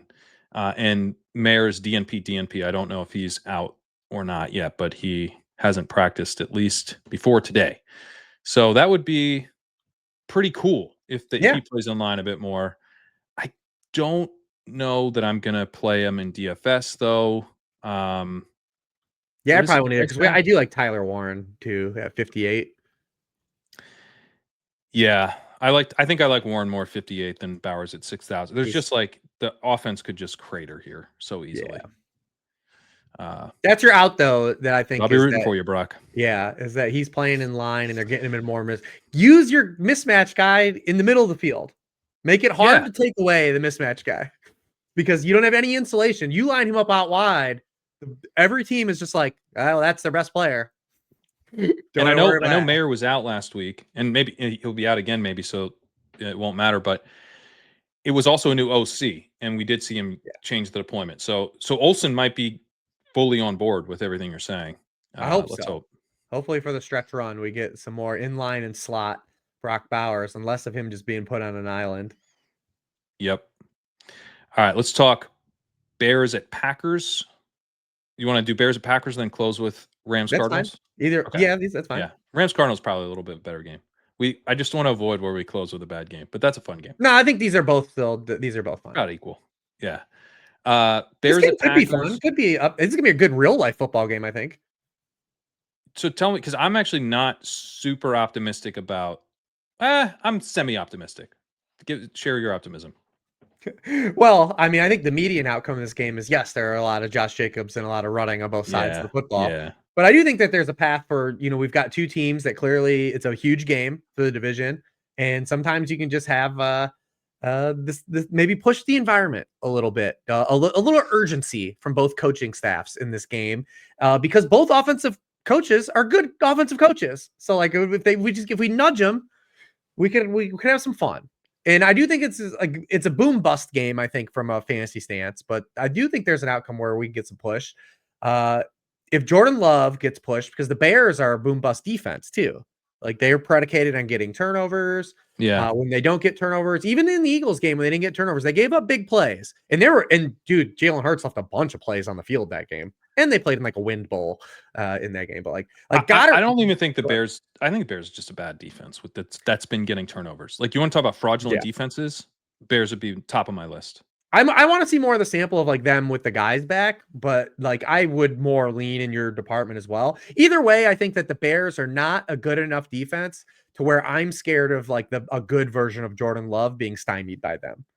So if like we got a good version of Jordan Love where Jordan Love's pushed and he's very good against like man coverage, which will get mixed in. I mean, since week 7, the Bears have faced Spencer Rattler, Tyler Huntley, Joe Flacco, Jackson Dart, Jonathan James, Mason Rudolph, and Jalen Hurts. This is the best quarterback, like pretty easily, like in terms of efficiency, everything. Even if you like Jalen Hurts and Jackson Dart from a passing stance, this is the best thrower of the football they have faced in a long time. 100%. So Well, here's the thing about Jordan Love. He's really, really good. His efficiency yes, this season is basically like overlapping with Drake May in EPA per game and success rate. He's people at hate an him for some MVP reason. level. People hate Jordan Love and they hate Brock Purdy, and they're like, we're the only dudes. They're like, you know what? These guys are pretty good. I'm on board with both of them being good. I think maybe one of the people who hates Jordan Love is Matt LaFleur because he refuses to play. He won't build an offense around this guy. Yeah. It's like, dude, Jordan Love could rip this Bears defense to shreds. Like, I really feel strongly about that. They're the worst team in the league at generating quick pressure, and they're second worst in pressure rate. They're ranked 29th in pass rush win rate, and they blitz. They're not just sitting back in coverage. Like, they are trying to create pressure and failing. They're 11th in blitz rate per drop back. Jordan Love is really good against the blitz. This is the third most efficient team against the blitz this season. I think the Bears have a choice here. They either blitz one of the best quarterbacks against it, or they have Jordan Love operating from a clean pocket. The Packers are the most efficient passing offense from a clean pocket this season. Mm-hmm. The number one thing that would help the Bears is if Matt LaFleur calls a bunch of run plays in this game. Like, if they just run this through the pass, the Bears, I think, are screwed because they can't, like, Caleb Williams has been, able to keep things on the rails, I would say, but he has not been efficient over like recently. Yeah. Last 3 weeks, 33rd percentile in EPA per play against the Vikings, 55th against the Steelers, 28th against the Eagles. Like, these, it's been them being able to play better defense than I think they will going forward, and the run game. So if you put the Bears in a position where they have to drop back a bunch, I think the Packers defense could tee off, and I think Jordan Love could easily do that if you just let him. But I don't know. The Packers are kind of they feel like the Bills to me, where they're just, for whatever reason, just playing suboptimally and refusing to lean on their best player. Yeah, I mean that's probably what's going to happen. I'm just trying to talk myself into the, hey, what if we were allowed to have some fun? I want the what if. And I think, look, like Love had, we saw it, right? We saw it on Thanksgiving. Like, if he gets cooking, like he can put up touchdowns. Like, he has a pretty high ceiling. And it reminds me a little bit of Allen, where it's like, hey, like, they might not be calling pass plays at a high rate, but he's just going to be super efficient on the plays they do call. And then the problem with Love for a lot of the year is that you can't predict where the targets are going, but Christian Watson looks like a true number one now. Yeah. So I think we have a skinny stack. We've got a Love Watson skinny stack. You could throw in Dobbs if you want. Unfortunately, we don't have a tight end we can play in Green Bay, but Dobbs is 4,900. I think he's viable and probably won't be played because Watson taking over is kind of the story, but Watson's going to be played. Watson will be played. But I don't think Love will really be played. No, So, I like Love. I had him in my tournament section. Again, it's a tournament play because, again, they're probably just going to hand the ball off to Josh Jacobs. But like I said, I'm telling myself, like, this is an exploitable defense. He's got a cheap wide receiver you can play him with. You don't necessarily even have to need a bear with you, although now we've got some guys in play that we can add. So, I mean, I'm choosing to at least tell myself to not shut this game down completely, even though the median is not fun. The median's not fun, but like, what if Love tosses a couple touchdowns from the 8-yard line? Even if it is kind of a run heavy game plan, like, he can be so efficient here. Like last week against Detroit, 95th percentile in EPA per play. He was 96th percentile against the Steelers, 95th percentile against the Cowboys, 94th percentile in week 1 against the Lions. He was 85th against the Giants. He was 84th against the Bengals. He was 81st against the Vikings. Yeah, I mean, he's a good player. This dude's been awesome so many times. Like, yeah, it's and in tough matchups in some of these cases. And Or at there's a least not chance super soft. there's a chance the Bears too also play the run well. They haven't allowed a 100-yard rusher in a game since week 4. They're 11th in the league in rushing yards allowed to running back since that span, since their bye. So like there's a chance at least they show up against Josh Jacobs. I mean, they'll run Josh Jacobs against any good defense, but Yeah. at least gives us the inkling of like even if LaFleur comes out and wants to run, maybe they get pushed to pass too. I hope so. I mean, I don't. The problem with this game environment is that I actually don't think they'll be pushed to pass, unless, like, I guess DeAndre Swift rips off some long runs or Kyle Monanga's like Well, they super can. super Like consistent. this is a volatile run defense. So like we saw, like, I mean, dude, Ben Johnson had Vic Fangio, and hell's the most rushing yards Vic Fangio defense slots in 2005. Man, like this run game is cooking, and it makes sense for it to be It cooking is. because they've invested all the veteran money into the offensive line. Swift's a viable back. Monangai is like a great downhill. Not I would say a great downhill, but he's a downhill runner, He and at does his least like thing. if you scheme him up, like he can get downhill. Like if RB6 and success rate. He's they doing what could you want him to do. they could I think have rushing success here still. And then we got the cheapies with the Dunes out. I think they can have rushing success with a high success rate, and that's exactly what they'll try to do. Packers are a pretty big run funnel. Yeah, and Teams we've have seen a them give up. -6% PROE against them. Panthers at home, they gave up 150 rushing yards. What the Giants ran for 132, the Tyrone Tracy and Singletary. So like, Yep. you can run on them a little bit. They're hit or miss. Check this out over the last 5 games. We've got pass rates of 43, 50, 47, 57, and 51. PROEs of -15, -11, -17, -9, -23. Like teams are attacking on the ground. And in part, it's because you don't want to deal with the pass rush. Are we supposed to play Swift with this then? I don't know, man, because it's split. Swift had It is. 38% of the carries to Monangai's 47% last week, 32 to his 48% But they're also the week road before. dogs, which is a pretty big signal for Swift. Since the bye and the games they played together, Swift has played 63% of the snaps and 76% of backfield touches while trailing. Yeah, but he's had last 2 weeks, 3% and 6% target shares for Swift, 4% against the Vikings. So I think if I'm catches. God, I don't know if I'm playing Monangai, but well, you need the Bears to win. You have to tell yourself the Bears win if you're playing Monangai. I don't know if I need the Bears to win. I just need the Bears to be like the Panthers. Well, you need it to be in a competitive game. A competitive game. Yeah, but I do trust the Packers to keep. I mean, that's what the Packers do, right? They let teams hang around. They let teams play competitive football. Yeah, I mean, this is a team that lost to the Panthers and Browns. Monangai's, I think, too expensive at 5,400, but that's what we kind of talked about. The prices just don't drop. Yeah, I mean, he's. Yeah, but if he was in the 4,000s, like if he was 46, I think I'd play him. Yeah, if he was Chris Rodriguez priced. Yeah, if he was Chris Rodriguez, I would play Monangai here. And I think he's going to be a big part of the game plan. And then they're going to try to have some passing shots off of that. Obviously, so Dunze's officially out, right? Out. He's rolled out. Where are you at on Luther Burden? Yeah, I mean, thank you. Got to feel good about it. So we have a very small sample. I did pull these stats earlier because I was kind of thought he was trending. So we have a very small sample with Dunze off the field, but Burden leads the team in target share, air yards, and receiving yards on those snaps.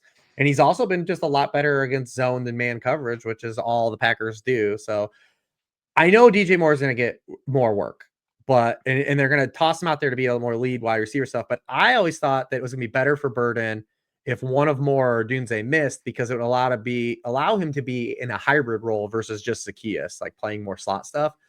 Because Burden, I think, can win vertically a lot better. As a prospect, I always believed this, that he was a better downfield receiver than he was like just being a slot receiver. So I'm actually more excited to see him in this type of role. Now, we wish the matchup top down was overall better, but I do think there's enough signal stuff here. Because like you said, Caleb could just be bad in this matchup. But at this price point, I feel pretty good about him. And Loveland at his price point, because I think when you compare Loveland at 3,200 versus 3,200 other receivers, his ceiling is a lot better too than a lot of those guys. So maybe I you like could that do take. something. Yeah. You can do something with like Loveland plus a better tight end or something like that too. So, because what if the answer is with Radunze out that Ben Johnson does want to attack the run game and they play more 12 personnel and it is more tight end stuff, and then that's Loveland getting create. So I'm in on Burden and I'm in on Loveland here with this injury. I like that take of about 12 personnel a lot because that makes so much sense, right? Instead of getting Zacchaeus back on the field, you get Loveland on the field. So you get a better receiver on the field. And you can still by stay going in the to 12. run. You can still stay And with you the can still run. yeah. And then we know they want to run the ball here. I mean, that's how they've been attacking recently. They had 40 carries last week, dude. 40 running back handoffs. Like this is you know. Dude, they ran then, so much. Jalen Carter hurt both his shoulders and had this. And they've got two backs who can do it. Like Swift's been pretty solid this year, and Monungai's been very, good success rate and everything. They asked Ben Johnson about it this week, about him versus like his now versus what the difference between Detroit, and he flat out said he trusts my scheme more. Like he believes in Ben Johnson said that about DeAndre Swift now versus because he had him in Detroit, and they asked him what the difference was and he said he believes in the scheme more than he did then. Wow. Like he's doing the things I'm asking him to do is what he basically said. Like, all right. I also wonder if Swift knows, like, for real that like the stick is real. Like, we will get rid of you. We did it once. Yeah. Do what we want. He has been. Yeah, he's been, much more consistent. He's still not. And he's still kind of DeAndre Swift. He's got a 43% success rate, but we're just running back 26. But it normally he's very, very poor. Yeah, more. He's the boom bust runner, but he's been less bust in there. Season long stuff, I think he's fine. You could throw, who do we mention before? Chris Rodriguez. Like Monungai in a season long league, I'm playing over Rodriguez pretty easily, which I know isn't the highest bar. But like if you need that flex type of option, I think he's actually decent enough. On the Burden stuff, I think he, people have talked about him a little bit, is like kind of, like a Kadarius Toney or a Percy Harvin or that kind of thing. But I think he's more like a young DJ Moore, where he's good. You get him the ball in his hands underneath. You get the ball in his hands deep too. Like he can do both. So I agree with you that he's kind of a vertical threat. He has had, over the last 3 weeks, 61, 61, and 58% route participation. DJ Moore's coming off 98%, so he's not playing any more than he did against the Eagles. Right. But you look at Luther Burden, like his profile is pretty good. 2.19 yards per route run, 23% targets per route run. It's like, get this guy some more routes, and we could be cooking here. Now, I don't think he'll like be a true full-time receiver this week, even with Odunze out. Probably like 75, 80%, 85 would be pretty sweet. But again, we'll take that at 3,800 and we'll your take season that all long day. stuff. And your season long stuff too. Like you're probably getting him in over, well, I shouldn't say on every roster he makes it, but I think, you'll be more bullish to play him over a number of guys. Like if you were playing like Jordan Addison and dudes like that, like you're definitely playing Luther Burden. Yeah. Where are you at on him versus like an 80 Mitchell? I would still probably trust Mitchell more, just because I think I would too. Just because the volume has been so steady and they don't really have a lot to go off of. Like we could still see a game. Like there's a range of outcomes where the Bears do run really well and they don't have a lot of passes, and then it's spread out a little bit. That still exists in the range of outcomes. So I wouldn't vault him over there. I had a couple last night ask me about with the Amon-Ra stuff with Burden, and I was like, nope, you got to play Amon-Ra. I was like, you got to play Amon-Ra. I'm playing Burden over Moore though. Yes, I am too. Okay. I am too. I wasn't sure. I was like, is this a hot take or not? But I don't think. No, I think you're gonna have more routes than DJ Moore, but let's just drop it. It's Denniston Moore Jr. He doesn't deserve it anymore. Like, how do you have all of these in the holster? It's just I'm swerving into this. It's my new thing. I'm calling everyone by their government. Yeah, in this outfit, it works. Yeah, coming into your town, Denniston. Coming into your name town. sheriff. Yeah, the sheriff. You. But yeah, I'm with you as well. I mean, because what has Dennison shown us this year? Like, what has there ever been to be excited about? Not much, man. A couple of weeks ago, he had a good game. You got to give him that. But he had touchdowns because he had a good game. He didn't do anything in a game. He had touchdowns. So that's what you're hoping for if you're playing him. I think you just like this guy's going to run more routes and I hope he scores a touchdown. Where at least with Luther Burden, like you might have something for some upside. But I'm with you. I'm still, like I said, I'm still playing. Like I'd have AD Mitchell still over those guys. Trying to think like who else is even kind of intoxicating over there that we could even have a fun conversation about. Yeah, I mean Luther Burden could be anything, even Dennis. I mean, I'm playing Luther Burden over like Xavier Worthy. Like, oh yeah. Let me make sure I have that ranked that way. Yeah, I already have them ranked. Don't need to change anything. Already have Luther Burden like, like something in that range. Like I'm trying to think down there. Like I have Alec Pierce ahead of him and Romeo Dobbs ahead of him, but I don't feel that strongly, and I might move him up. Yeah, I mean I like Pierce more because Pierce's floor has been really good. Yeah, I could get on board with Dobbs though, because you kind of need a touchdown from Dobbs too. But I think that's where we're talking. I'm thinking I'm moving ahead of Dobbs. I'm doing it right now. I like it. All right, we're playing Luther. Josh Jacobs, we kind of talked about a bit, but he's going to be very popular in DFS, and for a good reason. I mean, he's set up like kind of all the high level stuff. Huge home favorite.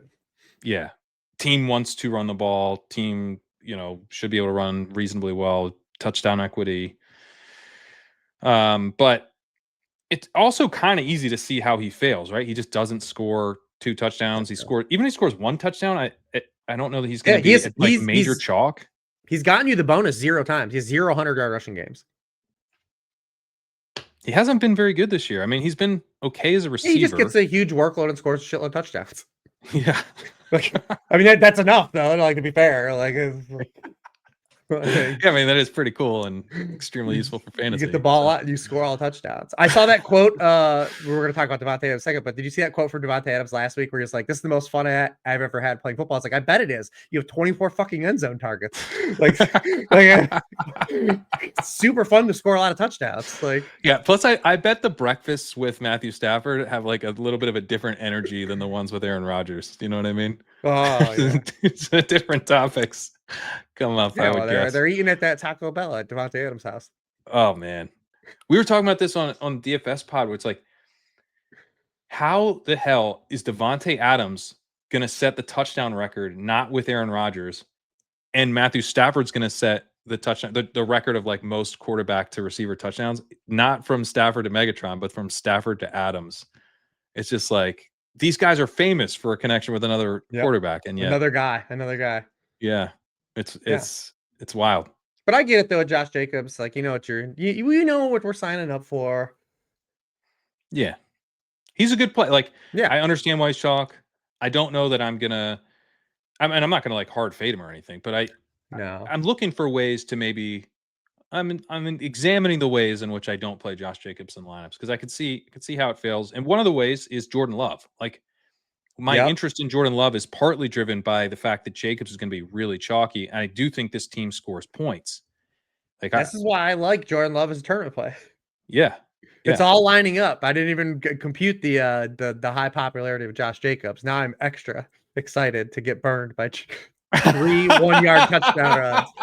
3 1-yard. I can't wait to lose money on Jordan Love now. I can't wait to watch Josh Jacobs rushing 3 touchdowns from the 3-yard line.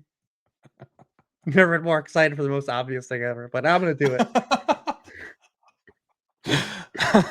All right, I'm glad you're with me. I'm doing it too. No, listen, I was the one that tried to come in and say like I'm a little more open on the Jordan Love side. Yeah, we'll be there together. And there is around. Well, I don't think we'll be like the bottom, but we're going to be like we're going to be at the 30th percentile lineup.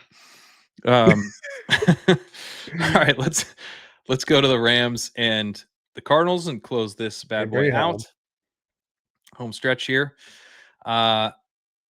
Cardinals. Let's talk Cardinals first because Rams is kind of more fun in some ways and also fairly quick to wrap up. But Yeah. the Cardinals, we don't have Marvin Harrison here. So Nope.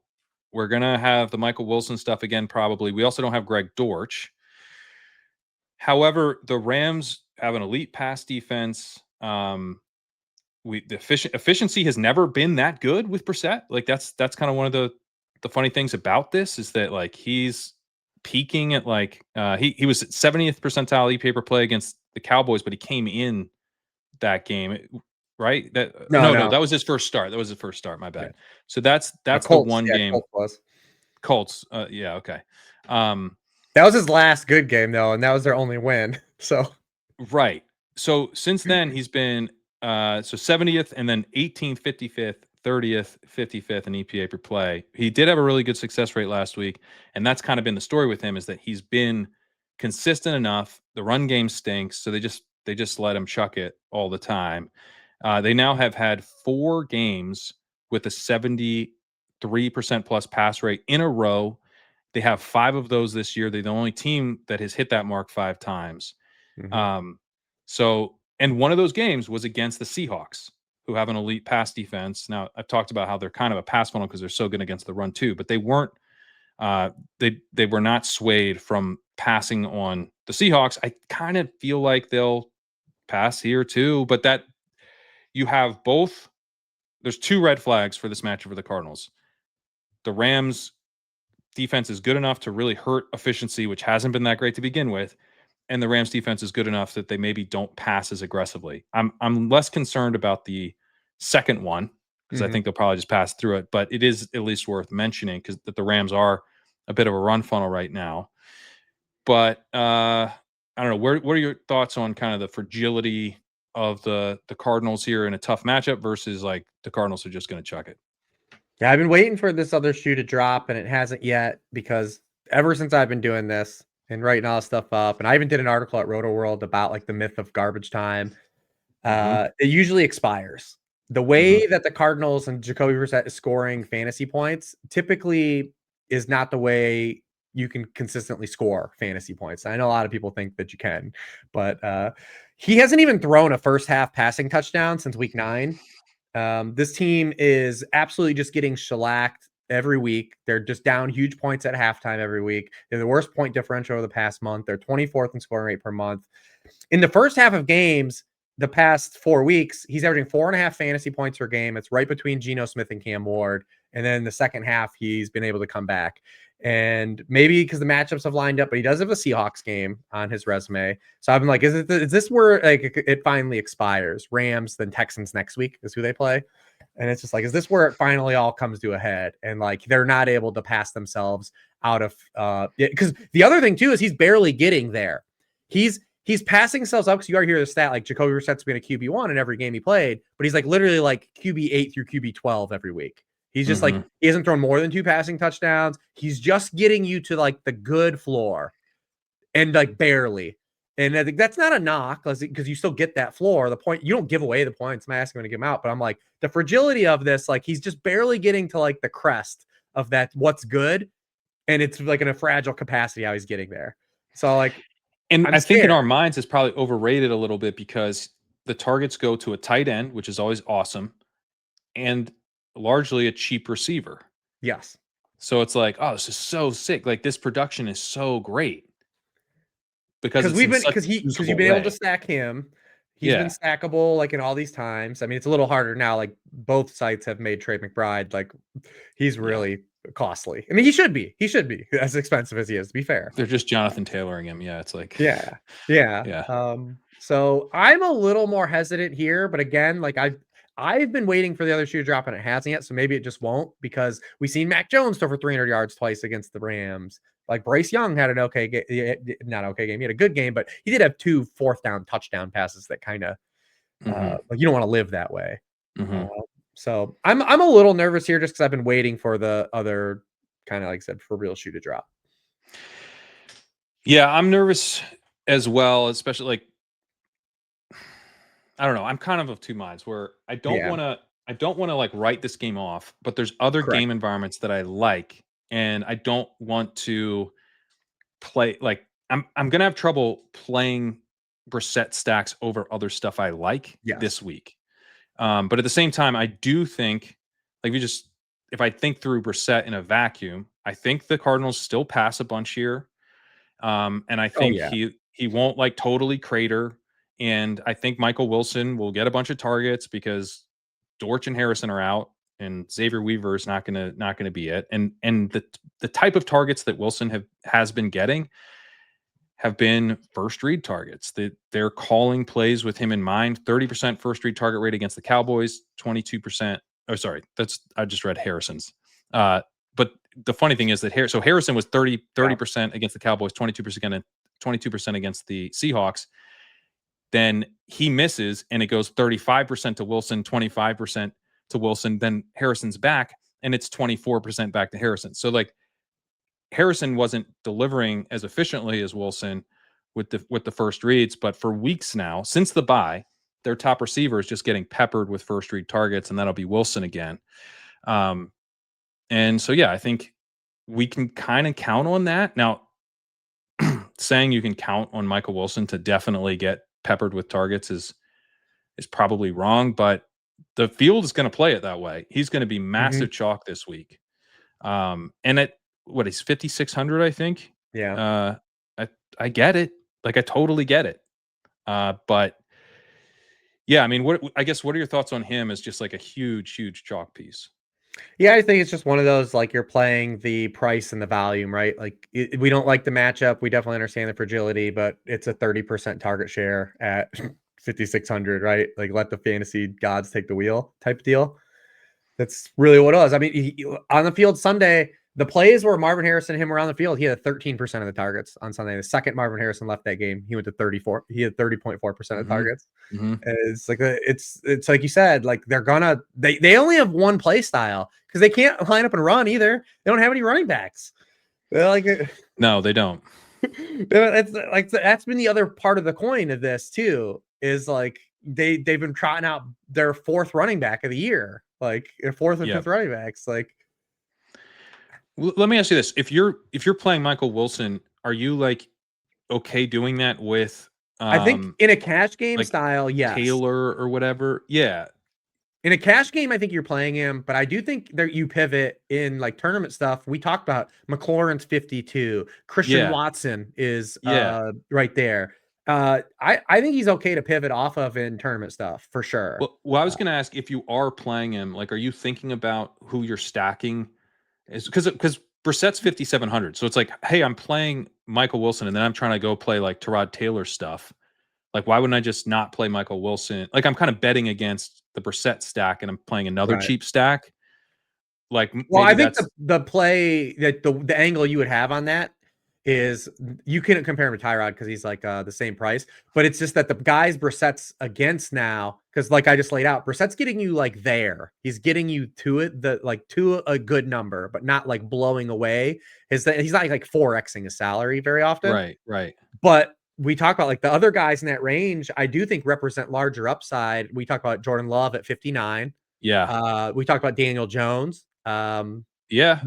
Maybe like so like that's the difference. The guys who really have the ceiling here is that where you would just play Wilson as a one-off.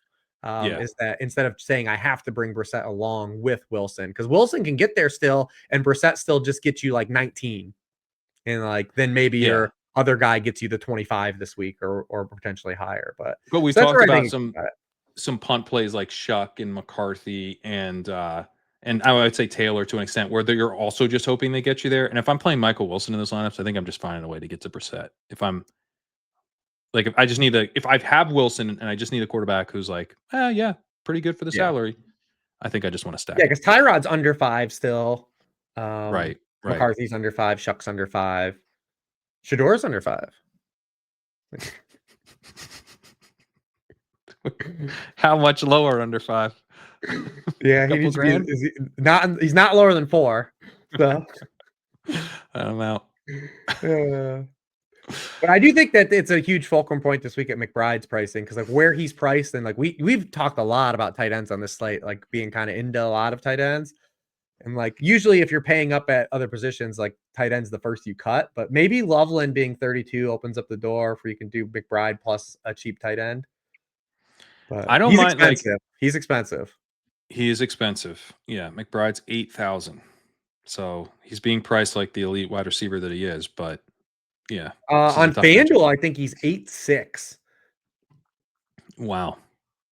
Yeah, 8.6 on FanDuel. And that's a chunk of coin. Don't they know he doesn't score touchdowns? Yeah, and yeah, that's all he does now. Score touchdowns. That's all he does. Yeah, it's just Skyler, apparently. Dude, and also, dude, we talked about all the stuff the Cardinals. He's running 45 pass routes a game. Yeah. Well, I mean, he's a receiver. Like Yeah. he's the idea that, he's a cheat code. He's the new cheat code. And that's the thing every year. If you go back and look at tight end fantasy scoring, almost tried and true, the number one tight end in fantasy football is the dude that ran the most routes that year. Evan Ingram did it one year. Like, Yeah. it's Bowers ran the most routes last year. Like, it's almost tried and true. The dude that just the tight end that is on the field the most is the dude that scored the most points. Yeah, although there's this thing There with are tight end. I mean, it's not as simple as that, but remember Hawkinson the one year ran the most routes when he got traded to the Vikings, and that was what he was like. He ran the hottest, man. But in order to run the most routes, you have to have really high route participation. Yes, McBride leads all tight ends with 92%. So, and like you only get there by being a different dude generally. So, Being a different dude. Yeah. So it kind of it's a way of highlighting. It wasn't guys I different. oversimplified it, but it's just no, but it's yeah. There is a signal there. It's like this dude's not a normal tight end. That's the beautiful thing about paying up for tight end, right? It's like you get a different type of player than everyone else has generally. Yeah. And that he's a wide receiver and a very good one. And he hasn't even played the Bengals yet. Oh my God. When does he? The 2 weeks, the championship week. We just got to get there, man.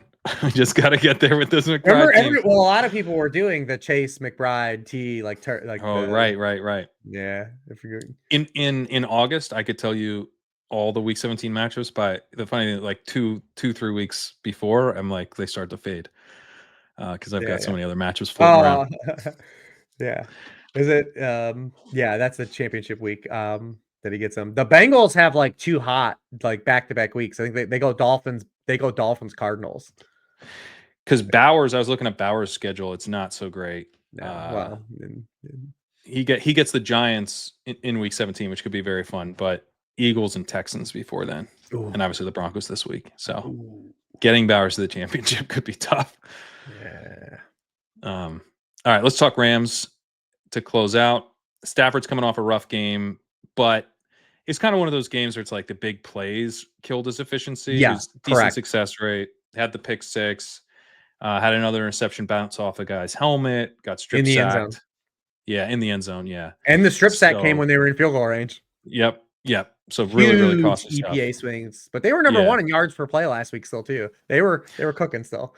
Yeah, Puka had 2.77 yards per route run. Adams was at 2.64. So kind of there's nothing really that concerning about last week when you zoom out and, forward looking. It's like, yeah, they'll be fine. And the Cardinals don't generate pressure all that well. Kind of a mediocre pass defense, and they're 30th in dropback success rate. So you can kind of just like chunk game them to death, which is, I mean, you do not want to be playing the Rams with that weakness. They're the number 1 passing offense in success rate. So, yeah, I think the Rams will be very productive this week. Puka, Adams, the biggest concern is like, do they just put them into negative game script? The Cardinals, I mean, and then they just are able to run the ball against the Cardinals. They have a 28-point implied team total, though. So, yep, we should have points. It's like, how competitive are the Cardinals? And you know what? I will say credit to the Cardinals here. Like, they're probably going to pass the ball, and maybe that convinces they'll the push Rams. us. Yeah. So they're not going to do what Carolina did, even though that game still had like a high scoring, like in terms of box score. But Carolina did it through the running backs. Yeah. The Cardinals ain't doing that, man. This backfield is not capable of doing that against this defense. And I will note last week, to that point about the Panthers totaled 40 carries against the Rams.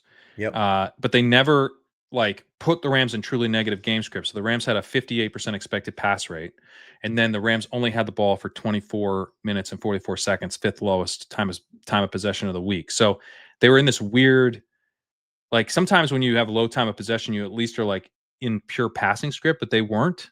they're in like balanced script and then didn't have the ball much. So they only had 30 dropbacks, I believe. Yeah, the Rams dropped back 30 times. So the per route stuff was good. And then there were some key turnovers and they just didn't have the ball that much. So all in all, it's just like one of those weird games that I don't think tells us that much. The Rams should be putting up plenty of points this week. I mean, as far as like DFS stuff goes, how much interest do you have in like Rams passing game, given that the game environment's like a little fragile, as we talked about on the Cardinals side? Yeah, I still think that this team is very incentive driven and they're going to try to get these guys these records. So I mean, I still think Stafford's probably going to throw is a good bet for multiple touchdowns, if not maybe doubling multiple touchdowns, because if we get the push. So I think they want Stafford to win MVP. I think they want Davante Adams to get this touchdown stuff. I think that's going to happen. They're going to score points. Like you said, the Cardinals are going to have to keep throwing. So I'm actually kind of more optimistic that even if the Cardinals suck, that the Rams are going to keep doing their thing, because I think they're here to score a lot of touchdowns through the air at this point. And we've got them openly talking about preserving Kyren Williams for the playoffs now. So yeah, I'm kind of just in it. The thing we've reached with the Rams though is we reached this point last year with the Bengals. It's just hard to play both guys. Like it's just hard to play Stafford, Nakua, and Adams. Even though it's like so condensed, especially with Higbee being out now, it's just super hard to play them because that's all it is. But I think they're all going to be really good. I think Puka's going to be hyper efficient. I think they're definitely going to throw to a bunch more end zone. He's 2 behind the record since it's been charted. We don't know if it's the official record because we don't have like end zone charting like for forever. Like we don't know how many end zone targets Jerry Rice had one year, right? But Davante Adams has 24 end zone targets. The Mike Evans 2016 has the charted record at 26. He's 2 behind it. Probably passes it right now in this game. The other note too is that Adams could have more efficiency here because of like Cardinals under Jonathan Gannon. They love to play a lot of 2 high, cover 4, and like that's been a pretty big signal for Davante Adams. He's been targeted on 34% of his routes against 2 high safeties, 2.5 yards per run. So it could be an efficiency game plus the touchdowns for Adams too as well, because he is also averaging his fewest yards per game since his second season. Which is kind of been masked because you just score a shitload of touchdowns. But right. Yeah, but I like it. I like it all though. It's just hard to fit in. That's where I'm at. I do like the Adams angle here for sure. And I agree with you. I mean, like this is not some hey, if this guy hits like 850 yards, he gets an extra mil or whatever. Yeah. This is the MVP. They have a chance to have Stafford win the MVP. Like this is legacy stuff. This is an older quarterback. That's why do you remember they played Puka the week 18 to break that rookie record? Yeah. Got him the hell out of the game after it. But like they did it with Gurley when Gurley was going to break the record. Like this team, they will let their guys cook to get their incentives, man. They should. Like this is like these are achievements. This is how you make a great work environment. This is how you get people to come play for you. 100%. This is like, it's just like when you're retired, you're like, I won 2 MVPs or whatever, like this is how you freaking do it. I don't know. Stafford, I guess he has a Super Bowl MVP. He doesn't have any actual MVPs, does he? No. Yeah. So you win 1 MVP. Maybe he gets the second one in there. I mean, I think I agree with that. We almost did them for the wagon. We did talk before the show about who we were going to use for the wagon, Bills or Rams, and they were the second team we considered. We would have used them for the wagon, just to pull the curtain back here on the wagon talk. Some wagons actually have curtains. So just imagine that here, I'm in the back of the wagon, I'm pulling the curtain back. The Rams would have been the wagon if Rich wasn't wearing this outfit and we didn't have to wait 3.5 hours to explain it. So if we could have said at the top that the Rams are the wagon of the week, we would. Yeah. But it was too late in the show. It was too late. But yeah, this is our it's spiritually the Rams. This is our wagon, baby. The wagon of the week. The team's just rolling right now. This team is they're a wagon. They are a fucking wagon. We're gonna have a nice little picnic, load that wagon up. Like whatever you need to put in that wagon. They're a wagon. Yeah, this is our wagon of the week, baby. What does that mean? What does wagon mean? All right, there we go. 2 wagons.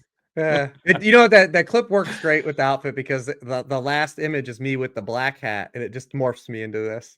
Yeah, it does. That's true. Every time we played it, it's like it's come back. I'm like, oh, are we back? Is this real? I won't wear Yeah. this every week, but since my wife got it, I can't wait to. No, I love it.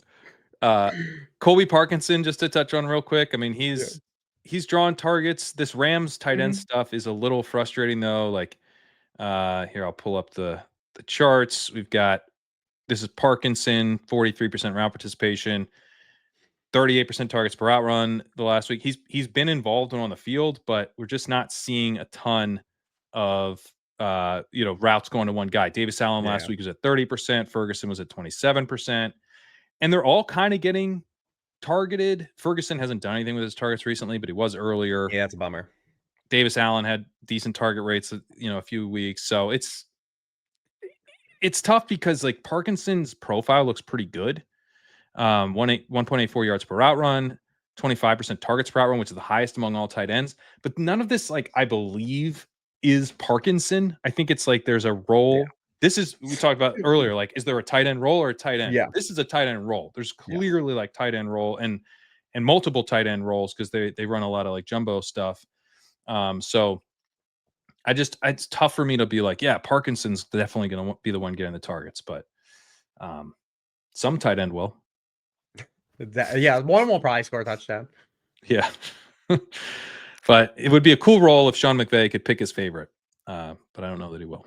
No, it's favorite. Any interest in Kerrane here? I know you talked about him, but he was in a similar role to last week. Like it wasn't. Yeah. Just because they openly have said like they're trying to get him fewer touches. Because you look at like his overall touch count, like the past 6 weeks, and he's had one game where he's had more than 16 touches. And it would be different too if like the role was like kind of compartmentalized, but like I think 3 of the past 4 weeks we've seen Corum get goal line carries too. Like so there's kind of like there's like kind of no rhyme or reason to when it's happening. It's just kind of like they're mixing it in. The thesis when they drafted Corum was that basically he's Kerrane again, and that's how they're playing him. That's exactly it, man. I mean, he has one game with over 100 total yards over the past 7 games. So you just need multiple touchdowns, and we can't even count on those right now. So I think he's fine. Like if you haven't season long, you're probably still playing him as like a RB2 type guy, because the matchup's good. The teams can score points. I agree. They're going to create scoring opportunities. It's just do you watch Devontae Adams run that slant or not? But yep. I have him. Where do I have him in the ranks? Kerrane. Yeah, I've got him as a high end RB2. Yeah. So just above Judkins. That's where. But I don't think I'm playing him in DFS. I'm not playing him in DFS though. No. I would play Judkins in DFS over him. I think I would too, in part because I can tell myself that the low floor actually is a better fit for tournaments, even though I'm probably just getting crushed by the low floor of a snowflake. Yeah, I can't wait for 26 carries for 72 yards without a touchdown. It's gonna be amazing. Oh no, dude. Oh, I felt that. I can see it. I can see it in my lineup. Should we play that with Jordan Love, or do we just put them all in one? Do we just get them all in one? That might be it. Maybe that's the move. All right, man. Let's get out of here. What do you got going on? Tell people Sharp Football Analysis. Sharp Football Analysis. I should have said something at the beginning too, but we are doing another because it's coming up for fantasy playoffs. If you want the worksheet for the fantasy playoffs, you can sign up for this week for $1 if you use promo code week14. Nice. If you want to do that. So we had a couple people come in. We had last week for the playoffs. I had fun in the Sunday chat, but it's always fun when people tell me it's like I came on for the playoffs. I'm like, all right, cool, man. Nice. It means you got to the playoffs without me. So like it's weird that you came in now, but I hope I don't wreck it for you. Well, you got those high leverage decisions, man. You need all the info you can get. Yeah. Check out Legendary Upside. We just have the playoff best ball sidekick up and running, covering both DraftKings and Underdog for your playoff best ball contest. I'm going to be actually streaming. This will come out. I'm recording it before, but it'll be out. So check out. There'll be a YouTube live stream if you want to check out some playoff best ball content. The Gauntlet, the big flagship tournament from Underdog, will probably launch next week or relatively soon. So it's playoff best ball season. Those contests are a ton of fun. it's like a combination of picking players and also picking teams. So I think it's a really fun thing if you haven't played it. We'll have content on that and a draft tool to help you build better teams. So check that all that out. LegendaryUpside.com/sidekick for your playoff best ball needs. And we'll be back here to discuss Week 15 coming down the home stretch. We'll have a playoff angles and upside for you next week. Good luck in Week 14.